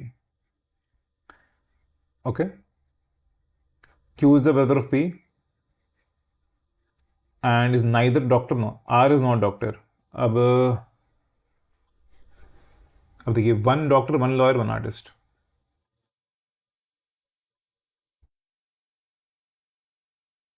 पीएनसी और अनमैरिड स्टूडेंट्स, तो ये तो स्टूडेंट्स हैं. ये स्टूडेंट है, ये स्टूडेंट है. T is a man, Q is the brother of P and is neither doctor not artist. Doctor नहीं, आर्टिस्ट नहीं है, तो लॉयर होगा. आर इज नॉट डॉक्टर, मतलब टी डॉक्टर हो गया, तो मतलब आर आर्टिस्ट हो गया. ठीक है, सारी चीज़ें हो गई. Group has one doctor lawyer artist, ये सही हो गया. P N S unmarried students, ये सही हो गया. T is a man married to one of the group members, T is married to R. Q is the brother of P. ठीक है, नाइदर डॉक्टर नॉट आर्टिस्ट, सही बात है, lawyer है. R is not doctor, R is artist. तो we have actually done all thing. Also R is female, इसका हमको पता नहीं, इसका मेरे को पता नहीं, इसकी मैरिज पता नहीं, नहीं दे रखी है मतलब यहाँ पे. तो so now let us look at the questions. वो इज द डॉक्टर, कौन है डॉक्टर? टी है डॉक्टर. 16th, वो इज द आर्टिस्ट, कौन है artist? R is the artist. Who is the spouse of R? T. Who is the lawyer, कौन है लॉयर? क्यू है lawyer. Which one of the following is definitely a man? P S Q के बारे में पूछा हुआ है. Q is definitely a man, P S के बारे में पता नहीं. So is those are right answers. A C B B C सारे सही हो गए हमारे. 5 क्वेश्चन, आई थिंक 6-7 मिनट में हो गए होंगे. 3 क्वेश्चन और हैं. काफ़ी बड़ा सा टेक्स्ट कुछ लिखा हुआ है, and that is why this is hard problem. Because देखो, अगर ज़्यादा 5 क्वेश्चन होते हैं, we can spend a lot of time here. These are not difficult, these are just time consuming. And ये अगर उससे 5 सवाल हो जाए तो देन इट्स मीडियम. बट अगर 3 ही सवाल सॉल्व हो रहे हैं, then it's hard. Okay, 6 boxes A B C D, E भी होना चाहिए थे, E N F, have been painted with 6 different colours. ये 6 कलर दे रखे हैं. ठीक है, arrange from left to right. So left to right order भी इंपॉर्टेंट है. Okay. Each box contains a ball. Any of the following 6 games. Cricket, hockey, tennis, golf, football, volleyball. ठीक है. So I cannot write A B C D F on the top. I have to write 1 2 3 because order matters. 6. So box name, color and sport. इस sport की ball है उसमें, ये grid है. अब देखते हैं. Golf ball is in the violet, not in box D. देखो, अभी लेफ्ट राइट नहीं पता मेरे को, ये कुछ स्टेटमेंट है. Box A which contains tennis ball and is orange colour is the extreme right. तो बॉक्स ए एक्सट्रीम राइट है, कलर ऑरेंज है, एंड टेनिस बॉल. ठीक है, इसको मैं एलिमिनेट कर सकता हूं. मतलब hockey ball is neither in box D nor E. ठीक है. Box C having cricket ball, मेरे को अभी लेफ्ट राइट मिल जाए तो आसान हो जाएगा. Box C is 5th from right and next to box B. तो box C is 5th from right, so मतलब यहाँ पे है box C. And box C के बारे में और क्या बता रखा है? Box C having cricket ball is painted green. तो ये हो गया. तो green and cricket. Now okay, hockey ball is neither, और हमको क्या पता है? Golf ball is in violet box. Hockey ball is neither hockey ball is neither in the box painted blue nor in the box painted yellow. Okay, so 6 boxes है ना, ये दिक्कत है. 1 2 3 4 5 है. सो देखो, box C is 5th on the right and next to box B. So box B या तो यहाँ पे हो सकता है या तो यहाँ पे हो सकता है. Let me take both the cases. या तो यहाँ पे होगा या तो यहाँ पे होगा. the different color. Okay, this is going to be hard. Now box B contains volleyball. तो इसको मैं ऐसे कर लेता हूँ, चलो मैं मान लेफ्ट में मान लेता हूँ, then I can copy it to the right. यहाँ पे वॉलीबॉल है. ओके अब देखो लास्ट वाला क्लू देखो. देखो B contains volleyball. Okay okay. Box containing hockey ball is between the boxes golf ball and volleyball. अगर बी यहां पे हो गया, इट मीन्स हॉकी बॉल ऐसे है, इसके एक साइड में गोल्फ होगा, एक साइड में वॉली होगा. ठीक है, ये वॉलीबॉल है. बट अगर बी लेफ्ट मोस्ट में हो गया, so then that will not be possible. So I can actually think that I can say कि बी एक्सट्रीम पे नहीं है, बी एक्चुअली इज देयर. तो यहां पे वॉलीबॉल हो गया. And so I can eliminate this clue. I can eliminate this clue.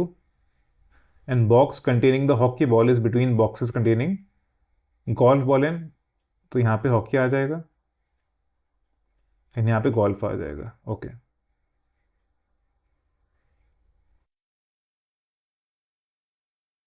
अब और क्या बता रखा था, कौन सी बॉल बच गई है. फुटबॉल बच गया है, इसको फुट लिख दिया. ठीक है, सारे सारे स्पोर्ट्स हो गए. अब what else do I know. Golf ball is in violet box, यहाँ वायलेट आ गया. Not in D. Hockey ball is neither in box D nor E. तो हॉकी में ना तो डी आएगा ना ई आएगा, मतलब एफ आएगा.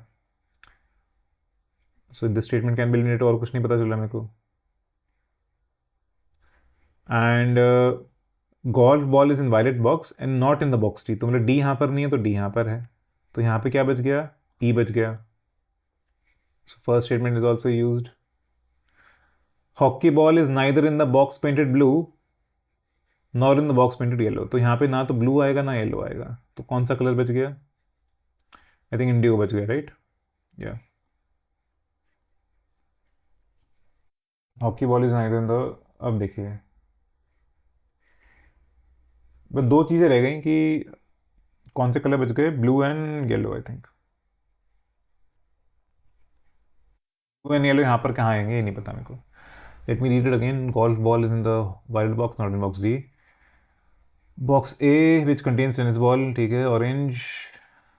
कहीं ब्लू येलो की बात नहीं हो रही है. ब्लू येलो बस यहाँ पे बता रखा था कि यहाँ पे ब्लू येलो नहीं होगा, और कुछ नहीं बता रखा है. Anyways I have enough information. Let me see if I can answer the questions. Which one of the following boxes contain the golf ball. Golf ball है मेरी ई में. ठीक है. Which one of the following statements correct. D is painted yellow. D painted yellow, I don't no. F painted Indigo, that is true.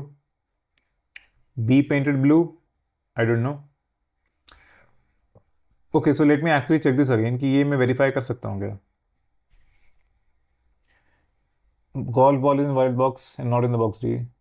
ठीक है, this is, ये कर दिया है. Box A which contains tennis ball is orange colour extreme right. ठीक है. Hockey ball is neither in box D nor E. ठीक है. Box C having cricket ball is painted green. ठीक है. Hockey ball is neither in the box painted blue nor in the box painted yellow. ठीक है. Box C is fifth from right and next to box B. सही बात है. Box B contains volleyball. Box containing the hockey ball is between the boxes containing volleyball and golf ball. So ठीक है, सब कुछ बता सकता हूँ. I can not say D और बी में येलो कौन सा है ब्लू कौन सा है. So B should be the answer. And football is in the box of which colour. Actually, I cannot be determined. I cannot determine this. And all the options are correct. So systematically करो, इसको करोगे तो answer पक्का ही आएगा. And एक बार में multiple questions का आएगा. Again another question of this kind. इसमें कितने क्वेश्चंस हैं, 3 क्वेश्चन करने हैं.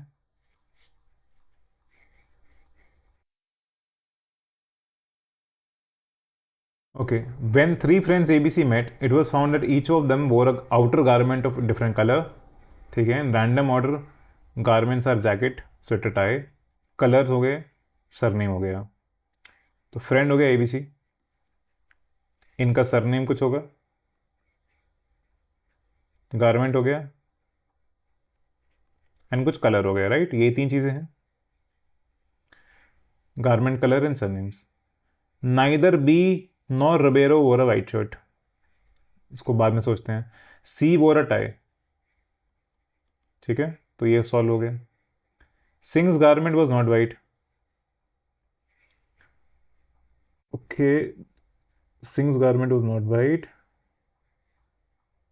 Each of the friends only wore one outer garment of only one colour, ठीक है, तो पता ही है मेरे को, ठीक है। अब कुमार और जैकेट एक साथ है, देखो कुमार जैकेट एक साथ है, नो कुमार और जैकेट एक साथ नहीं है, ठीक है। सो देखो रुबेरो देखते हैं,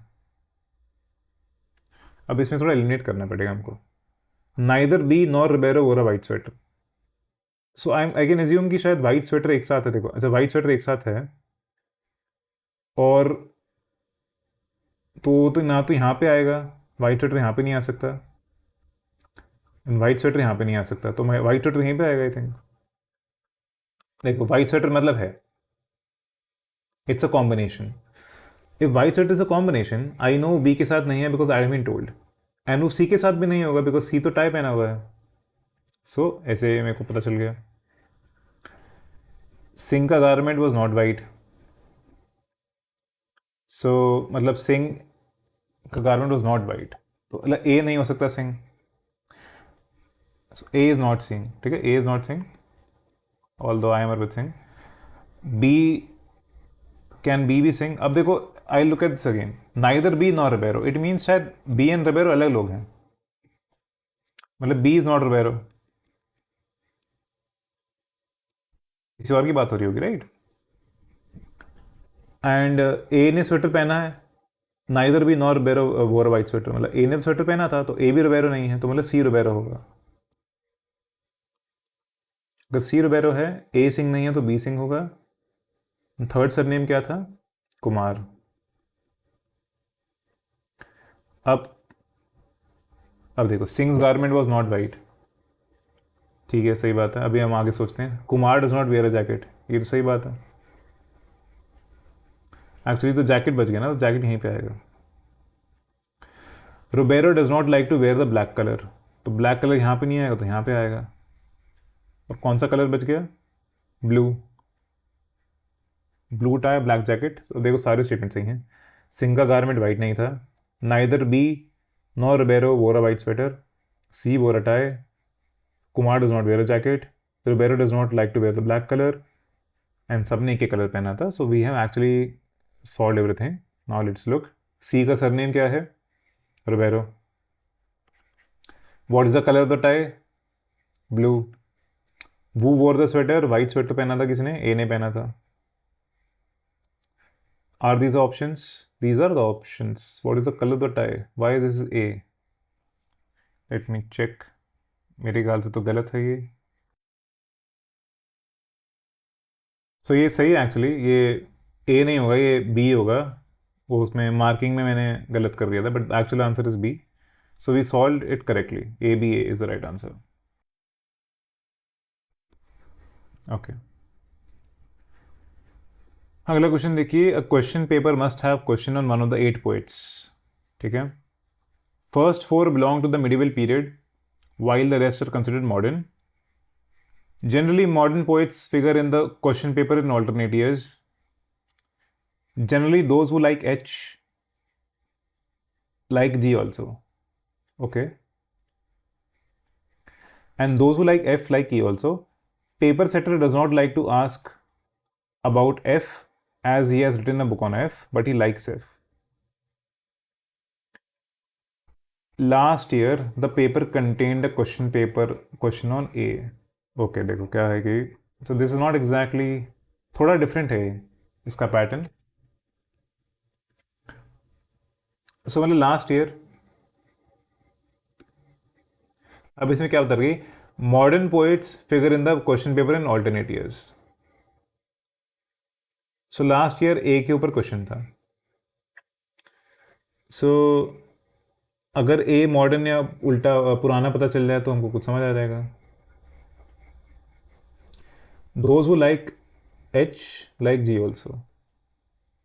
तो एच और जी में कुछ रिलेशन है, एफ और ई में कुछ रिलेशन है, ये दोनों लाइक करते हैं. Paper setter does not like to ask about F. तो एफ पे तो क्वेश्चन आएगा नहीं, as he has written a book on F but he likes F. तो अगर एफ पे क्वेश्चन नहीं आएगा तो शायद ई पे क्वेश्चन आ जाए. ओके, इसमें तो ज़्यादा कुछ दे ही नहीं रखा है.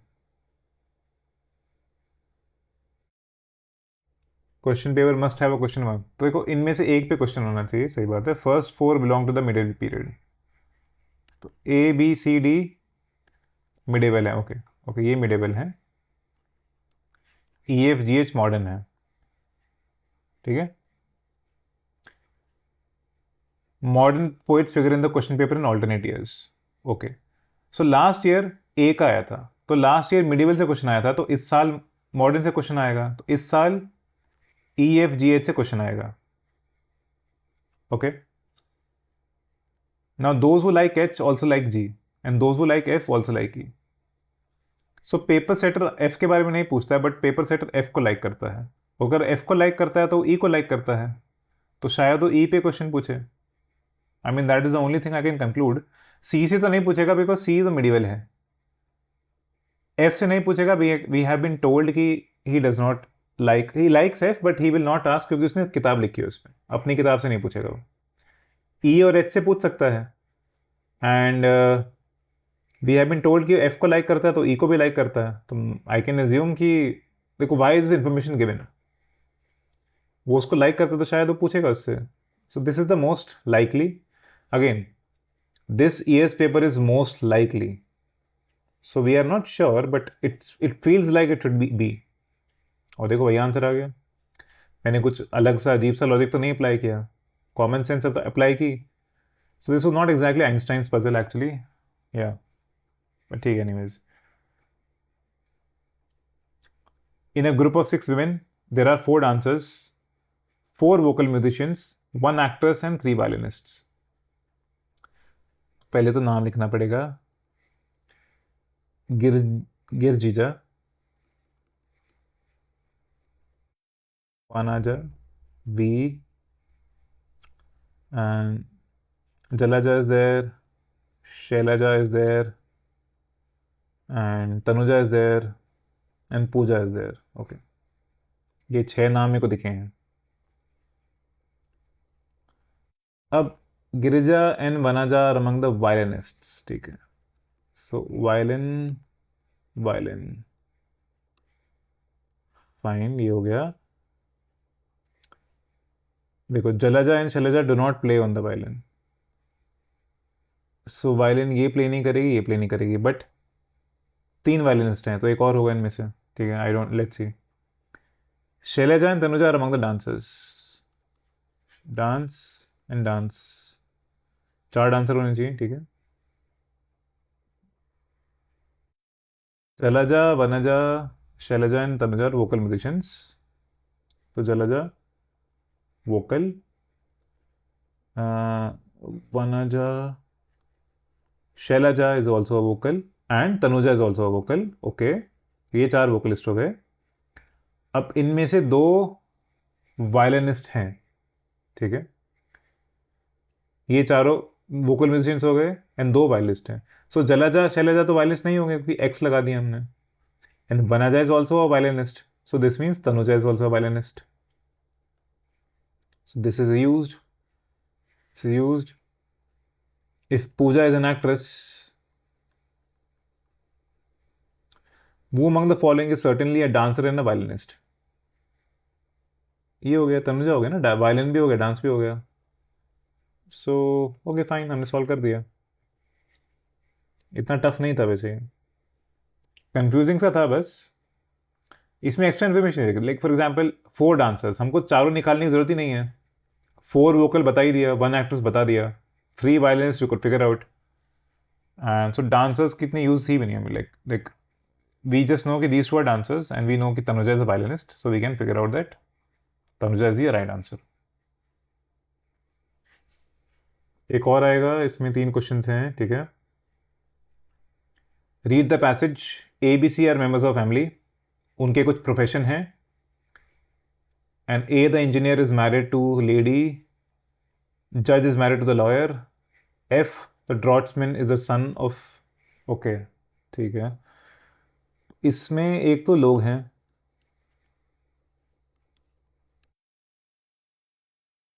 फिर ना इसमें एक तो प्रोफेशन हो गया. क्वेश्चंस में क्या क्या पूछा है? प्रोफेशन पूछा है, कपल्स कौन कौन से हैं पूछे हैं, और प्रोफेशन, ठीक है. तो प्रोफेशन जानना है हमको एंड पार्टनर जानना है, अगर पार्टनर है या नहीं. जेंडर भी लिख देते हैं, थोड़ा आसान हो जाएगा, ठीक है. ए द इंजीनियर. सो ए जो है ही इज इंजीनियर, ठीक है. Is married to the lady stenographer. So it means ये अपने आप में मेल हो गया. जज is married to the lawyer. F the draughtsman. Draughtsman कुछ होता है, I don't know what this profession is. He is a son of B and brother of E, ठीक है. सन ऑफ बी लिख देते हैं एंड ब्रो ऑफ ई, अभी के लिए लिख लेते हैं. Fine. Okay. C the lawyer. Daughter in law of D. So C lawyer है, she is a female. I don't know उसके पार्टनर कौन है. ई इज़ अनमैरिड डॉक्टर, ठीक है. ई तो डॉक्टर, ये डॉक्टर है, अनमैरिड है. सो ओके, ठीक है. There are 2 married couples in the family. अब देखो, ए की शादी हो रखी है लेडी स्टेनोग्राफर से. सो देखो, D is a grand mother of F. So D is a female. And देखो, ई की शादी वहीं रखी है. ए की शादी या तो डी से है, देखो सी से नहीं हो सकती, शायद बी से भी हो सकती है. Okay. Daughter in law of D. E is unmarried doctor. So again let me read the statements again. A the engineer is married to the lady stenographer. तो बी और डी में से कोई स्टेनोग्राफर है, ओके. एंड जज is married to the lawyer. All right. So C एक married है. सी किसी से मैरिड है? ओके ओके ओके ओके, देखो देखो. सी, जज is married to the lawyer. तो लॉयर है एफ, लॉयर है फीमेल. सो यहाँ पे कोई जज होगा मेल. क्या डी मेल हो सकता है जज? नहीं, क्योंकि D is a female because D is a grandmother. So B must be the जज and he must be a male. And B का पार्टनर, सो सी जज is married to the lawyer. So ये हो गया. All right. Now again I go to the first statement. A the engineer is married to the stenographer. तो stenographer तो ये हो गया डी. सो ए का मैरिज डी से है, डी की मैरिज ए से है. तो first statement is completely used. जज is married to the lawyer, completely used. F the draughtsman is the son of B, define. Family भी ऐसे बना सकता हूँ. ए और डी की शादी है एंड कहीं बी और सी की शादी है. बी सी के बच्चे हैं डी. शादी एक्स से होती है, हाँ. बी सी के सन इज एफ एंड ई, ठीक है. एंड डी ग्रैंड मदर है, तो मतलब ऐसा कुछ होगा, राइट. ए डी, उनके बच्चे बी सी, उनकी लाइक सी होगा. डी ओके, एक्चुअली अच्छे से बना देता हूँ. A is married to B and देखो, C the law is the daughter in law of D. Daughter in law of D है. अरे ए डी होगा ना, मैंने क्या बता दिया. मैं थोड़ा एक्स्ट्रा करने की जरूरत नहीं है, but let me just do this. A D है, इसकी डॉटर इन लॉ है. इसकी डॉटर इन कौन है? सी. तो बी होगा इनका बच्चा, इसने शादी करी सी से. इनके बच्चे हो गए एफ और E. This is the family tree if it required. So now let's look at the questions. What is the profession of B? देखो बी तो जज हो गया. Which of the following are couple? A D भी है and B C भी है. And what is the profession of D? D का प्रोफेशन स्टेनोग्राफर हो गया. और these answers A C B, ये आंसर हो गए, सॉल्व हो गए. सो हमने सारे आइंस्टाइन पजल कर लिए. अब 3-4 और लॉजिक पजल्स थे which are basically they don't follow any other format, but एक बार कर लेते हैं इनको. You will know how to solve this. 6 boys A B C D E F play a game of cards. Each has a pack of 10 cards. ठीक है. F borrows 2 cards from A and gives away 5 to C. तो ऐसे करते हैं. और A B C D E F सबके पास 10-10 cards हैं starting में. अब F ने 2 बोरो किए A से, इसके पास 8 बच गया, इसके बाद 12 हो गया. फिर it gives 5 away to C. इसने 5 दे दिया उसको, तो इसके पास 7 हो गया, C के पास 15 हो गया.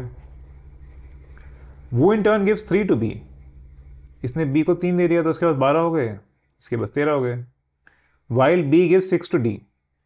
इसने 6 गए, तो उसके पास 7 हो गया, इसके पास 16 हो गया. वो पासिस ऑन 1 टू E. इसके पास 15 हो गया, E के पास 11 हो गया.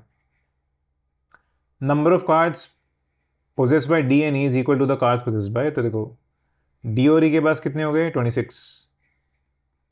D plus is equal to 26 is equal to number of parts possessed by ABC. ABC के पास कितना हो गया? 8 + 7 15 27. नहीं. BCF कितना हो गया? BCF एक्चुअली 26 हो गया, तो this is actually correct. Check कर लेते हैं. ABF कितना हो गया? 14 और 22. ACF कितना हो गया? 20 27. तो BCF is the right answer. आसान सा क्वेश्चन था. It was actually fun also. In a school, there are 5 teachers A, B, C, D, and E. A and B teach Hindi and English. A, B, C, D, E. इनके subjects लिख देते हैं. So A and B teach Hindi and English. Hindi and English. Hindi and English. C and B teach English and Geography. So ये geography भी पढ़ाता है, ये English पढ़ाता है, ज्योग्राफी पढ़ाता है. D and A teach mathematics and Hindi. Mathematics and Hindi, Hindi तो है ही इसमें, मैथमेटिक्स से जोड़ दिया. E and B teach history and French. History and French, French and history. सबसे ज़्यादा कौन पढ़ाता है? B पढ़ाता है ऑब्वियसली. दिख ही रहे हो, तो 5 सब्जेक्ट पढ़ा रहे हैं. 2 men, Anil and David, and 2 women, Shabnam and Rekha, are in a sales group. Only 2 of them speak Tamil, other 2 speak Marathi. ठीक है.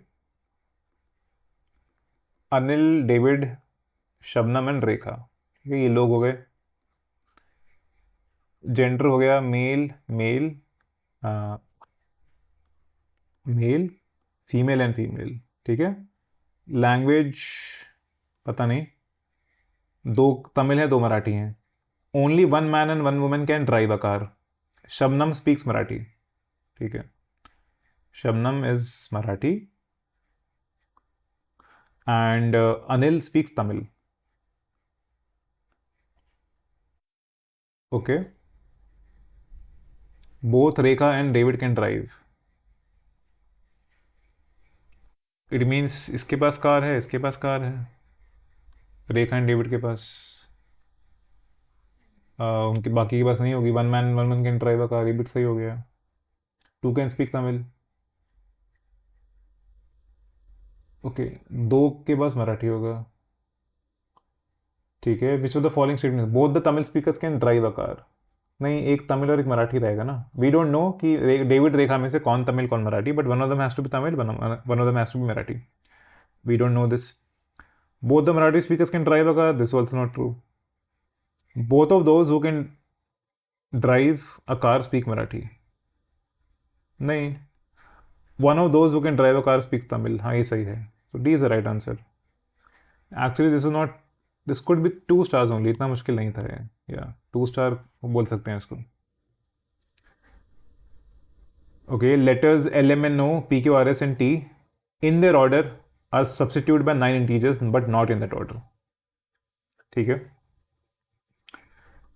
So L, M, N, O, P, Q, R, S, T. अब 1 to 9 इनका assign करना है, but not in this order. 4 is assign to P, तो ये use हो गया. Difference between P and T is 5. So -1 तो हो नहीं सकता, तो ये 9 होना चाहिए.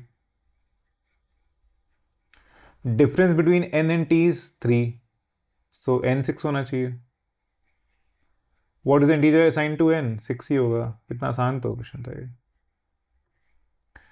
Okay, so that was the end of logic puzzles. हमने काफ़ी सारे क्वेश्चंस किए आज, and while they are not in high priority, but it is better to be exposed to these kind of problems so that you know, अगर कुछ question आसान सा आ जाए, मीडियम लेवल आ जाए, you can solve it in the paper. आपको डरने की ज़रूरत नहीं है. And if you have been following along this lecture, आपने कुछ खुद से सॉल्व किए होंगे, ट्राई किए होंगे, so then I think you are in a good place. Focus on number system, focus on algebraic word problems, PMC, and pattern-based questions, and obviously logical reasoning, blood relation syllogism. So I'll see you in the next lecture. Thank you for watching.